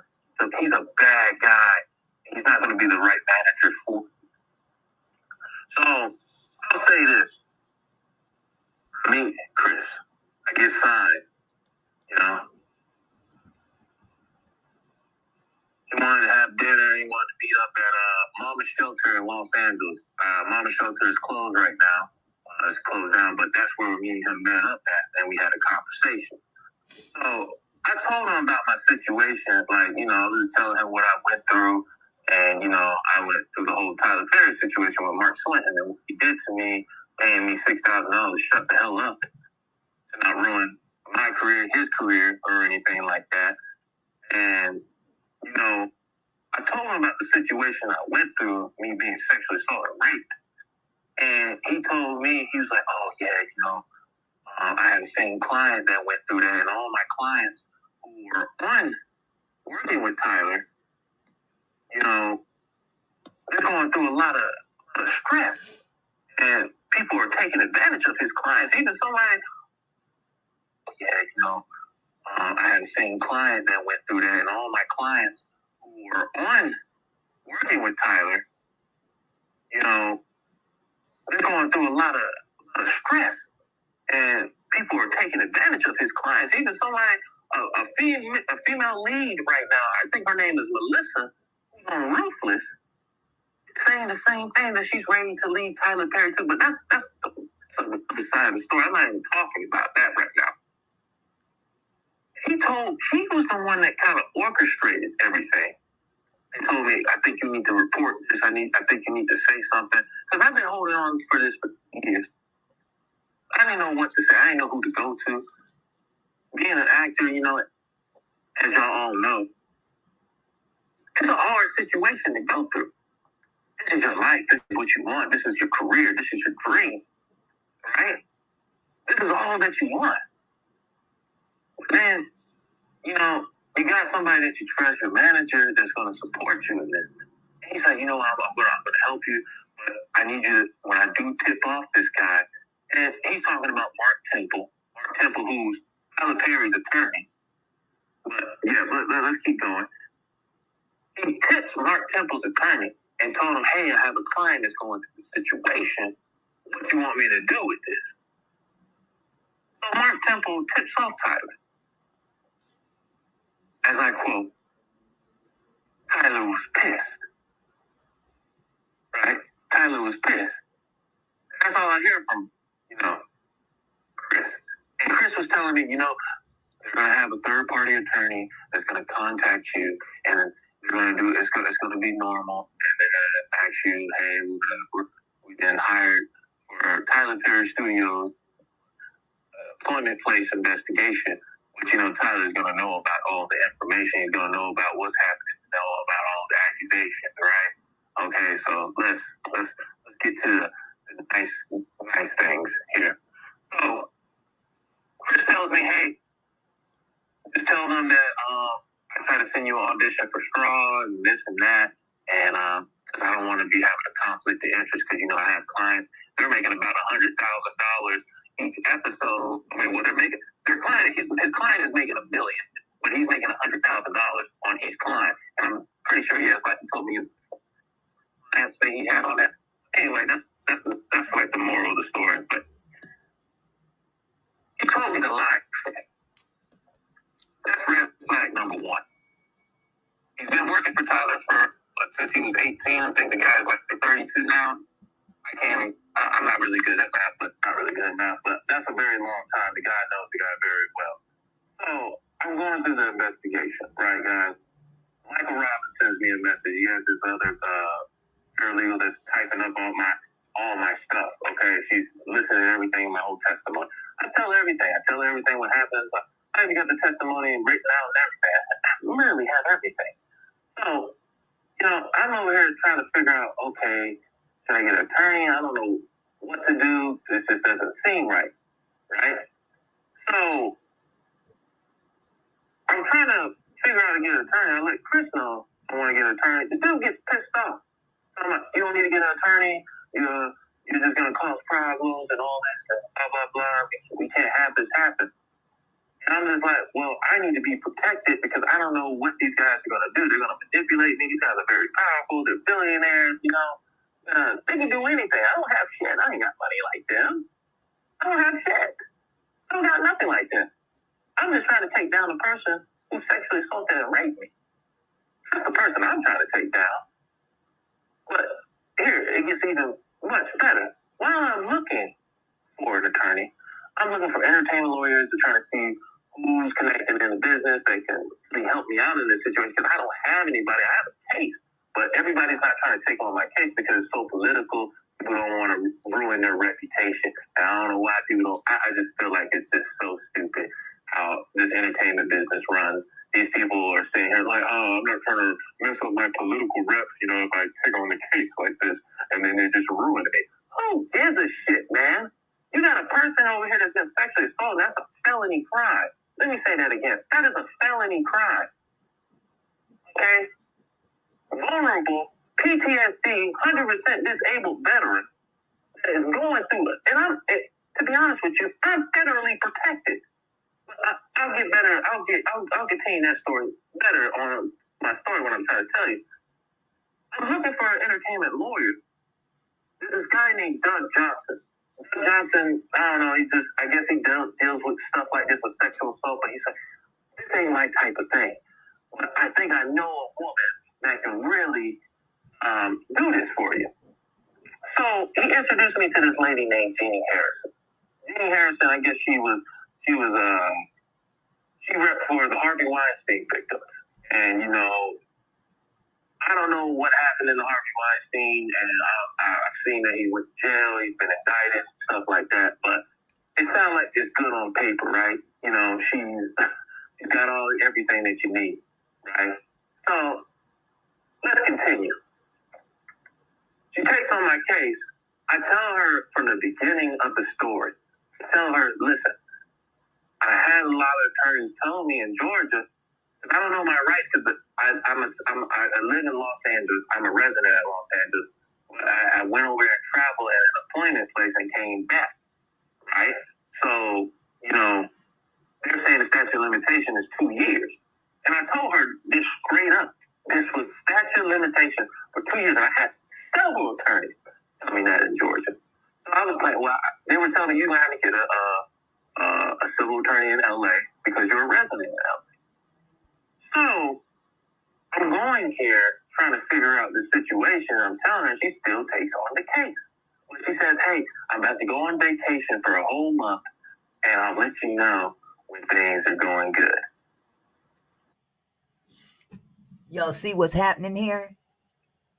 They drawing out this statute of limitations. I'm going on vacation for about a month, and I'll get back with you. You see what they doing? You see the play? Let's continue.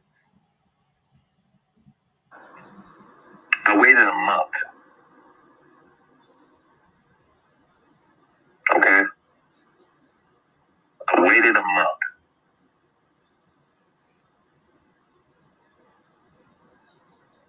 No words. Nothing. I haven't heard from anyone. I haven't talked to anyone. I only talked to her paralegal. Paralegal's like, Just keep sending us some of your doctor stuff and your medical documents. As you know, guys, that's HIPAA Act.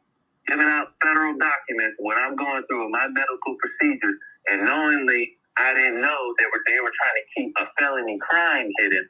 That is a felony crime, and that's federal. But I'll continue. I'm giving all my medical documents to an attorney that's representing me, right? And she doesn't mention any of this stuff to them. I know she's going to tell me, oh, I've said these things, and blah, blah, blah. But why haven't you tell me my rights in Los Angeles? Why haven't you tell me I had unlimited jurisdiction in Los Angeles? Why you didn't tell me I had quid pro in Los Angeles? Why was this case not seen by a judge, jury, or so? But he's like, Derek Dixon's case, I wanted criminal, and I wanted civil. She said it was impossible to do any of that because of the statute of limitation in Georgia. Oh, and I totally forgot. The third-party attorney, Michael Robbins, was doing the investigation. She's been doing business with him for over 15 years, and they've done the same. They were working together at the same practice before for 15 years. We work on the same cases together as a team.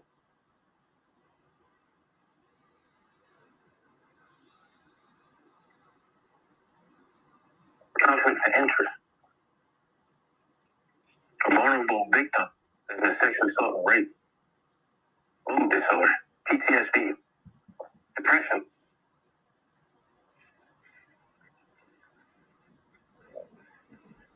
Going through a lot. Going through a lot.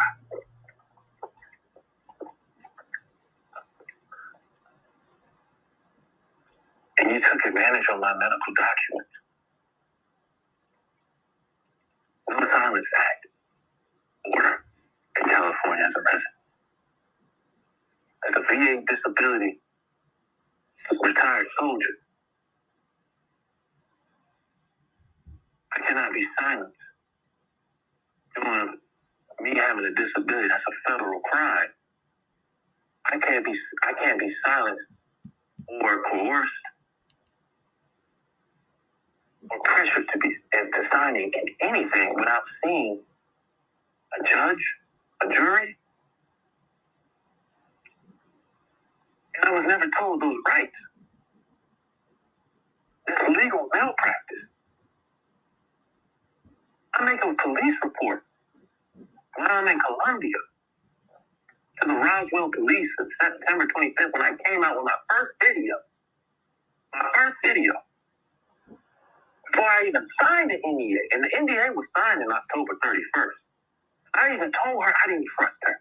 I didn't trust what they were doing. They were manipulating. I felt like I was being pressed. Even the third-party interviewer, Michael Robbins, he didn't even give us a conclusion on the case.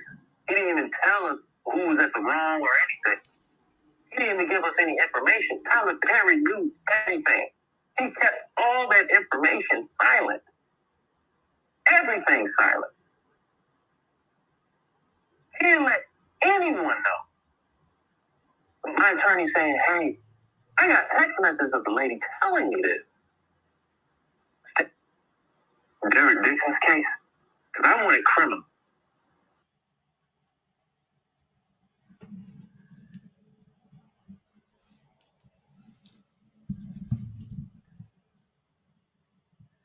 Well, what y'all think? Yeah, he went criminal. He said, bunk this civil stuff. I'm going to go civil and criminal. Because what has happened here is everybody that was involved, supposedly on this man's behalf, was literally working for Tyler. Allegedly. This man has gotten receipts up the yin-yang, text messages, you name it. He's got it all. If you ever want to see it, I've got the Instagram information that you can get all of this information from.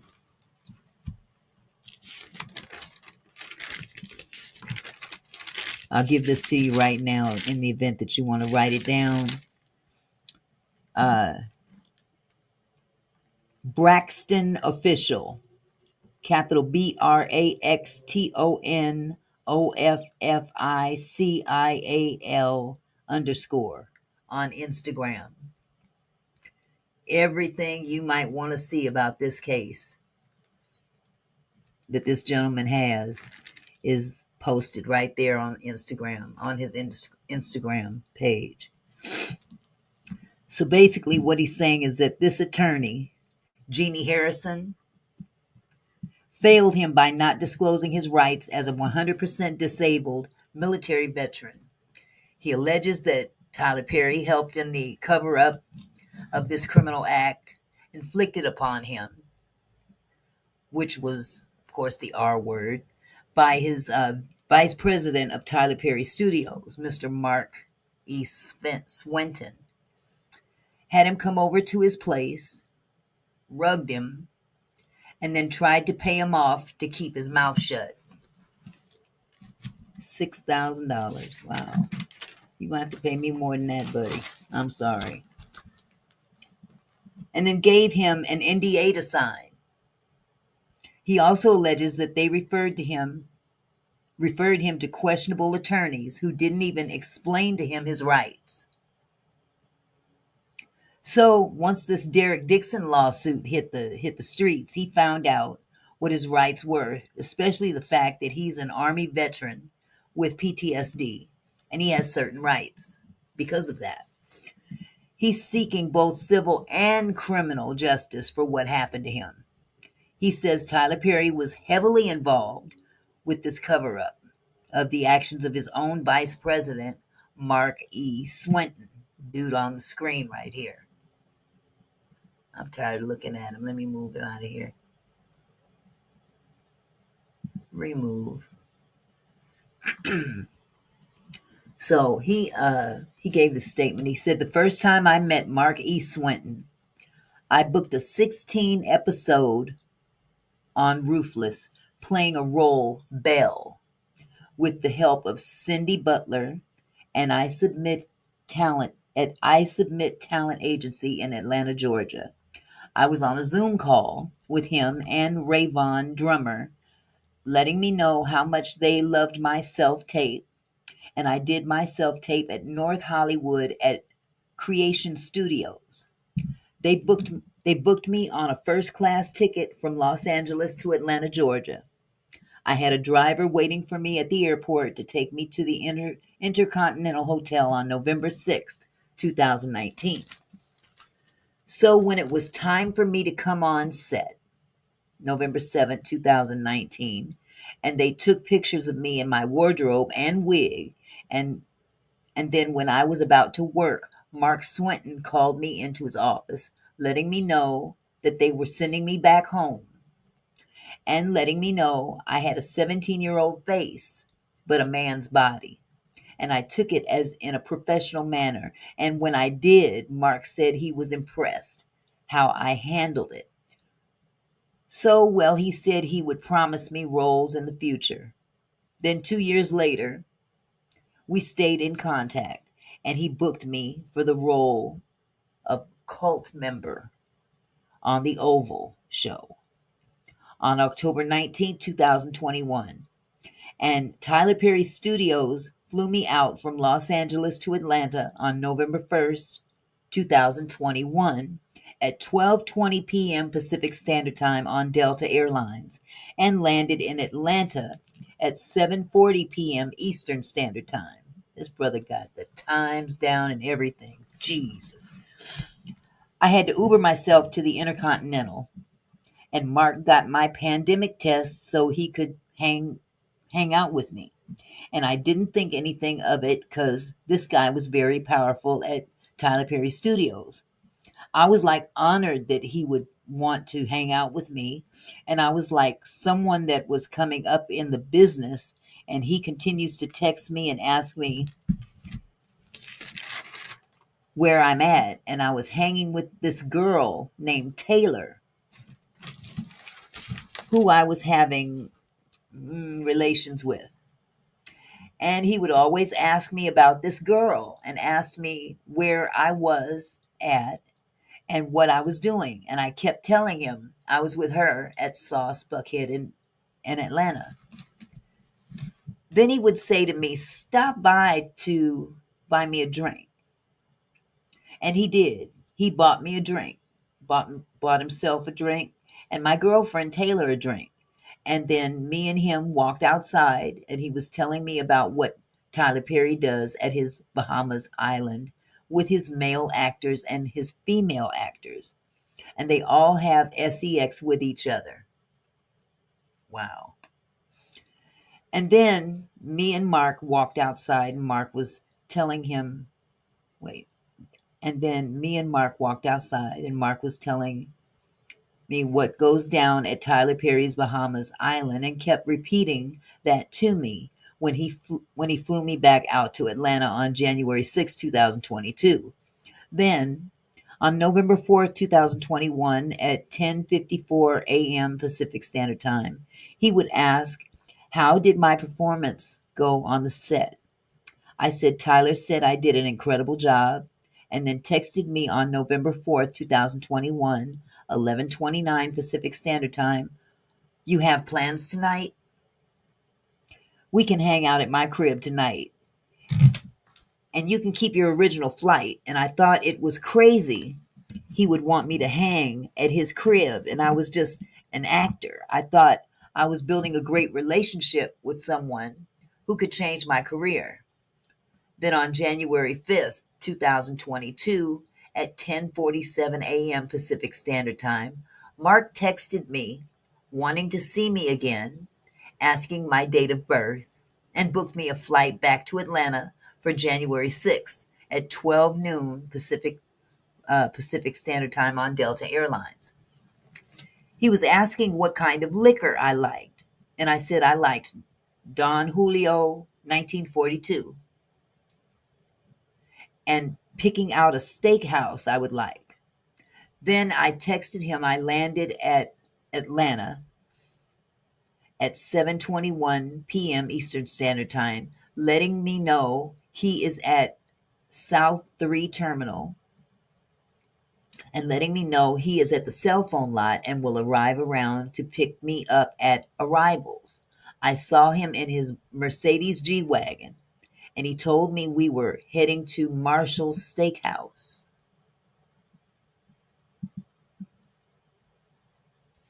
While we were driving, TP, Tyler Perry, calls him and he tells me to be quiet, and he has him on speaker, basically saying things about other actors, calling them annoying and bad-mouthing other crew members. Then we get to Marshall's Steakhouse on Buckhead and told me I could get anything I wanted, and he ordered me Don Julio 1942. While I'm drinking my first drink, he orders more drinks and more drinks. Yes, Faith, he documented everything. Everything. I ordered 3 straight drinks on the rocks, and I was already drunk at this point. Then I'm talking about my career, but he didn't seem interested in that.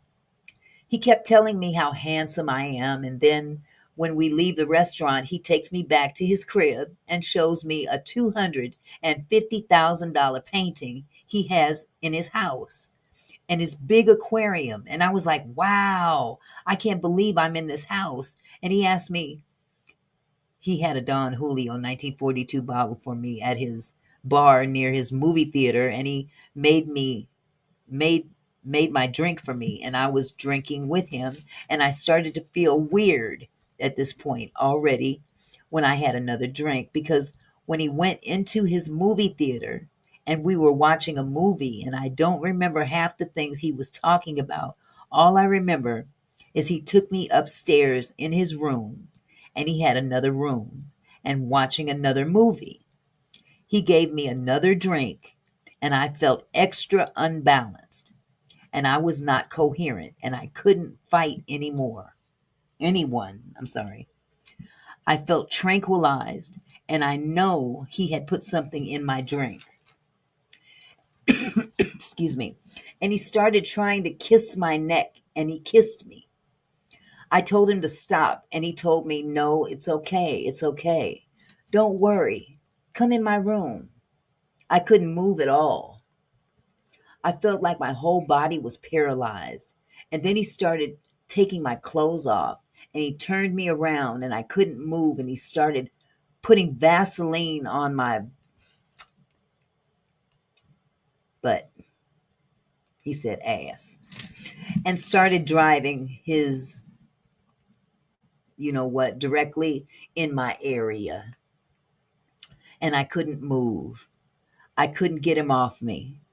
And I started hurting, and then I blacked out. And I don't remember what else he did to me after that. I woke up the next morning, and he told me he sent me $6,000 on Apple Pay to keep quiet about everything. And I was at a loss for words. I was extremely mad and embarrassed.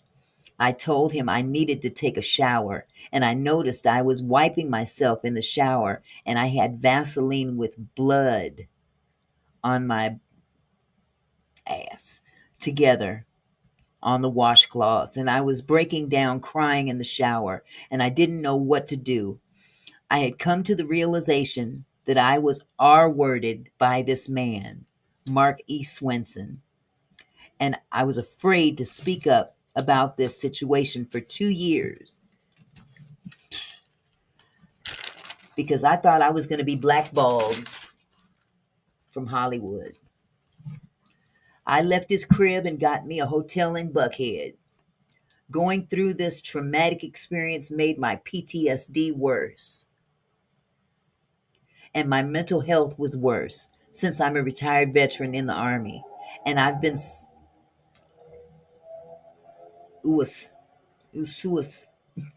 idle all this time. I couldn't live the life the way I wanted to. I was basically homeless and was pill popping, I guess. I couldn't understand that part. I kept in contact with Mark to stay on his good side because I was scared Mark would ruin my acting career. And I just tried to make him happy, but I wanted to report him for so long. I seen a psychiatrist at the VA to talk to someone, but I told him I was not happy and I couldn't live my life accordingly. And the VA kept changing my doctor every 6 months, and I never had the same one, but I didn't have the funds to afford for a civilian doctor. I was living off of the VA. I thought I would lose my family speaking up about all of this, but they had my back all the way. But I can't live through this burden. It's eating me alive. I want justice for my mental health that Mark E. Swinton has caused me. I want all the victims to speak up for all the things he has done. And that's Tyler Perry's right-hand man. And I want justice for the emotional distress, mental illness, and suicide thoughts it has caused me. My life has not been the same ever since this incident happened. I wanted to die and just let myself be with God.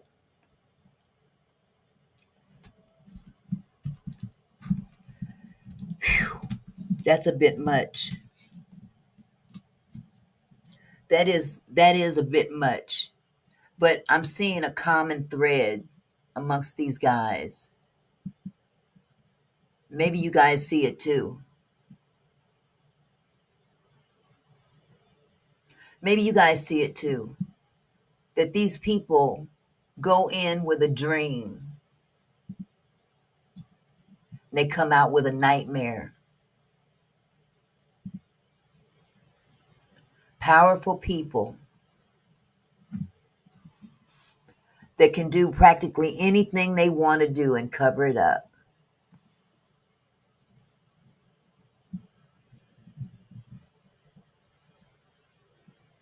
LaWanda Jackson said, let me get back over here. He don't remember one thing, but remember what happened as he got upstairs. What you mean by that, sweetheart?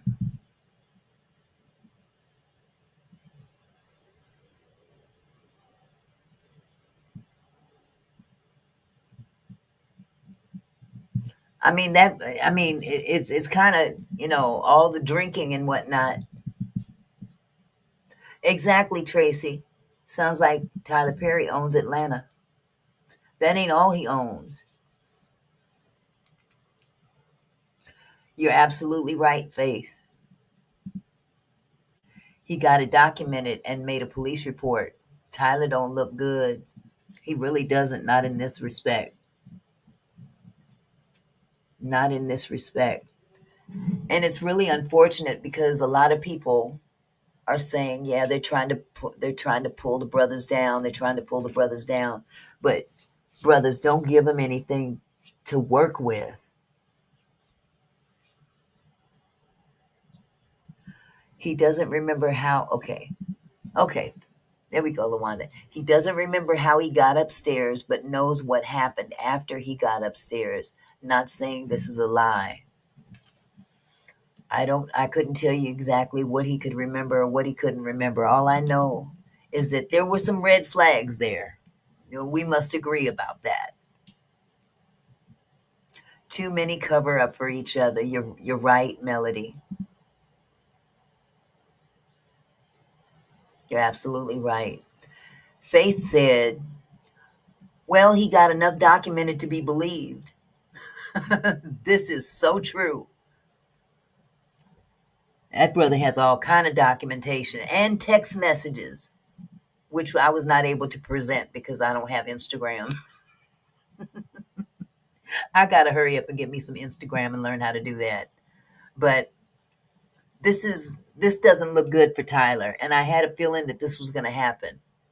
Once Derek Dixon came out with that big $260 million lawsuit, people started coming out of the woodwork, sharing their experiences. But this is more than just Tyler Perry. This is Tyler Perry's vice president of Tyler Perry Productions, or Studios, I'm sorry. And to know that allegedly Tyler was in on the entire cover-up. Everybody that became involved with this particular case on this gentleman's behalf was actually not on his behalf. It was all a fluke. It was all something to keep him pacified.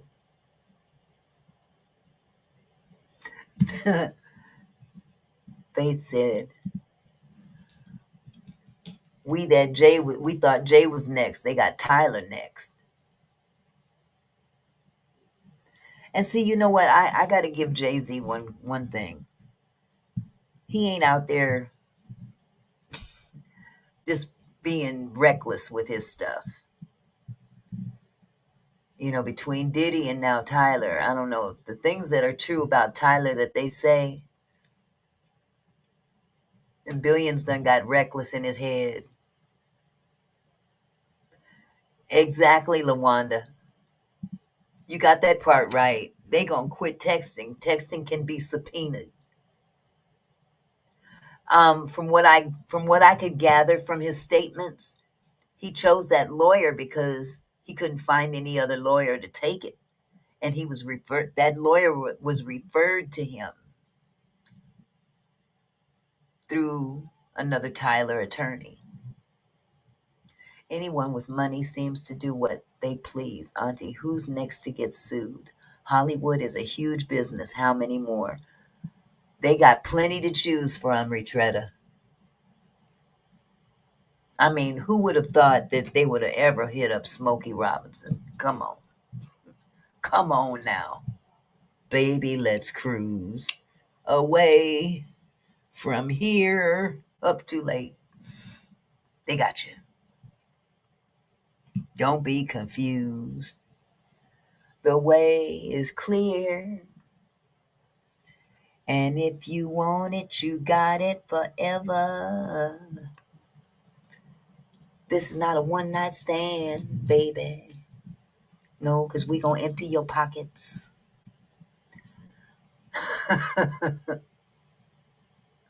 Exactly. No, LaWanda, I haven't found Monique. I haven't even tried. Thanks for reminding me, though. Thanks for reminding me. You know, that's the dirty thing about attorneys, Faith. These attorneys all know each other.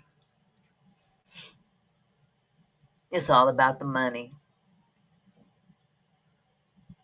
It's all about the money. They all know each other. And when the case is over with, they may be battling in court. But you best believe when they walk out that courtroom, yeah, John, where you want to eat tonight? Oh, well, Ted, let's go to the so-and-so steakhouse down the street.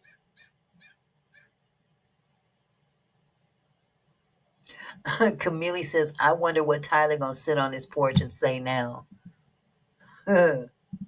What, peace be still? That's right, Faith. All the bones got to come out the closet in order to get everything right. Absolutely. It don't look pretty. It look pretty. It don't look pretty at all. Matter of fact, I'm not even going to put his face up here. Yeah, I've looked at Tyler enough. I'm very disappointed because, you know, this is a man that has stood on such a reputable persona. But wow, some of the stories that are coming out don't sound too uncommon between people. I've heard things that haven't even hit the news that sound very much like this. You know, if you roll that way, you roll that way. But ain't no sense in you sitting up there lying and say you don't rock that way. Because this is the kind of stuff that happens when you support people with that lifestyle and then claim that you're not affiliated with it, but you're accused of something ain't working out in the mix. Something ain't right in the mix. It's sad. If it takes all the demonic stuff to come out in order to get justice, then so be it. Amen. Let the church say amen. Let the church say amen. Well, I tell you, it remains to be seen what's going to happen with this. But it don't look good. It doesn't look good at all. Exactly, play games. Exactly. That's one thing. You know, if you're a member of that community, you can be that way and be honorable. I may not agree with how you rock. I may not agree with your lifestyle on a spiritual level. But as a human being, it doesn't give you free reign to just act any old kind of way. That's right. Tracy said it best. Tracy says this is not about being GAY. It's about their narcissistic demon ways of controlling people. And I think a lot of that has to do with their bank account. When you get that kind of bank account under your belt,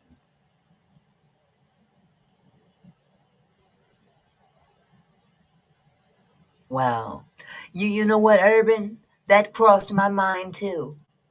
You know, Karma for TP, how he did Monique.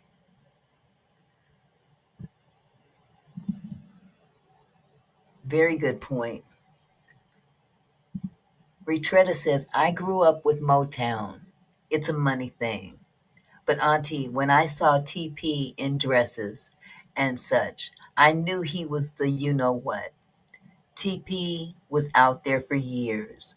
My aunt would say on the down low, yes, absolutely. But these are final days. I mean, everything that is wrong is now right, and everything that is right is now wrong. Absolutely. All I got to say is that about his shows, I tell you the one that told on him.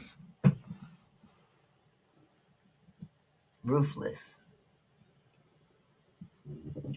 Ruthless, ruthless, ruthless. That show revealed a side of him that just confirmed everything. Everything, everything. Just like Cat Williams called it. Yep. Everything, everything. Yes, ruthless. Ooh, Tracy. Oh my God. You have not seen Ruthless? Ruthless, in comparison to all the other Tyler Perry shows, sitcoms, movies, you name it, Ruthless is in a whole category by itself. Absolutely. Sodom and Gomorrah in this day. It reveals, because if you look at that show, it's about, I'll just give you a brief synopsis about the show. The show, the main character's name is Ruth, and she is a member of a cult. And of course, women are beneath the men, so to speak. The cult leader, his name is the Highest. And they've got this light-skinned dude. I can't remember his name. I know y'all have seen him before in other shows. And he's wearing this wig that it's pinned back like he's got a ponytail and long in the back. He looks like a tall prince. That's the best way for me to describe him. He's a taller version, a more masculine looking version of Prince. Okay. But this particular cult leader is into men. And he has to enlighten what he calls enlightening the men. It's a ritual.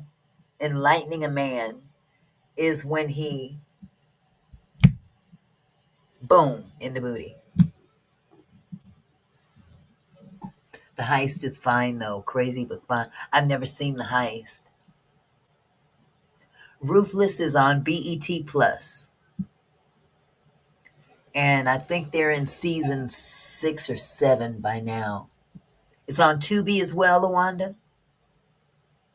I didn't know it was on Tubi. I know it's on BET Plus, but it is, man.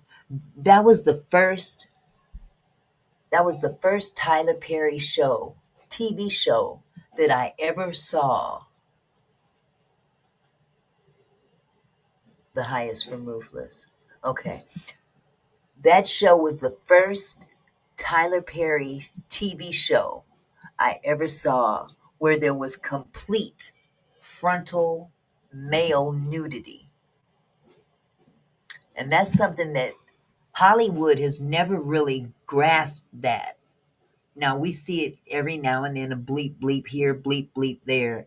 Women, they've always shown full frontal nudity on women, in movies especially. But that particular show, there was a couple of scenes on that show where, I mean, I couldn't be the actor having to play that particular scene, standing there buck naked in front of all these cameras.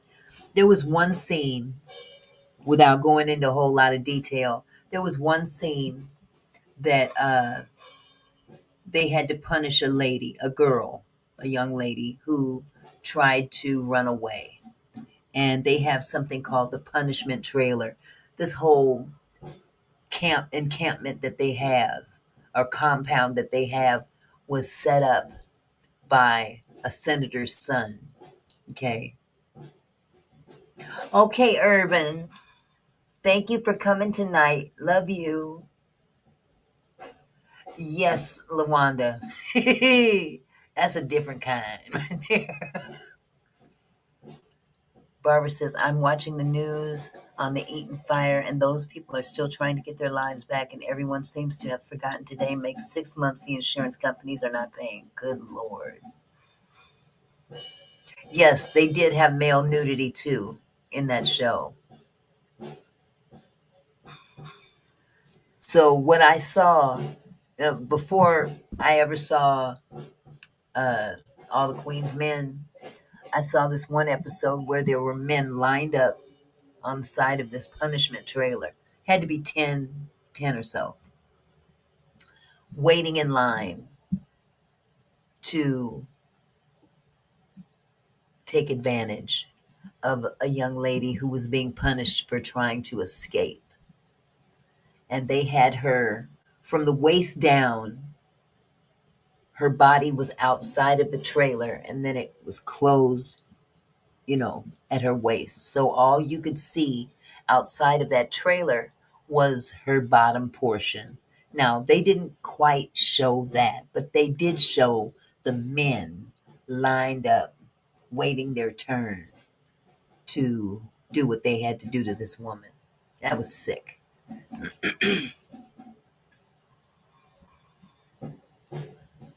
Yeah, it's pretty wild. Pretty wild.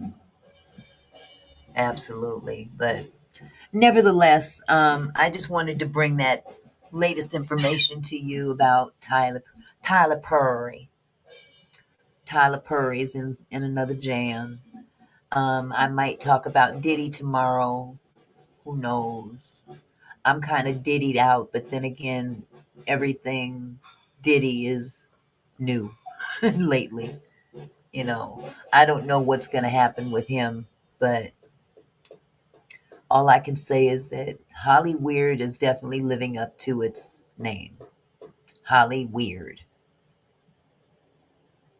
So, with all that said, y'all, it's been a couple hours, almost 2.5 hours, and I'm hungry.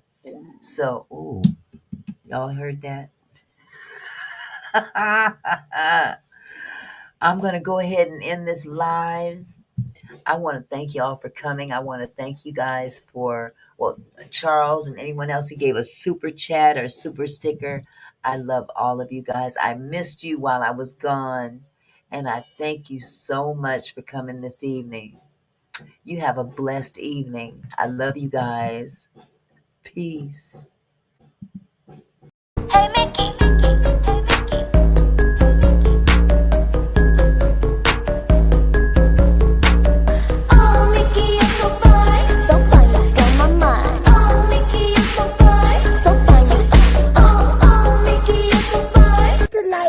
It don't cost you nothing.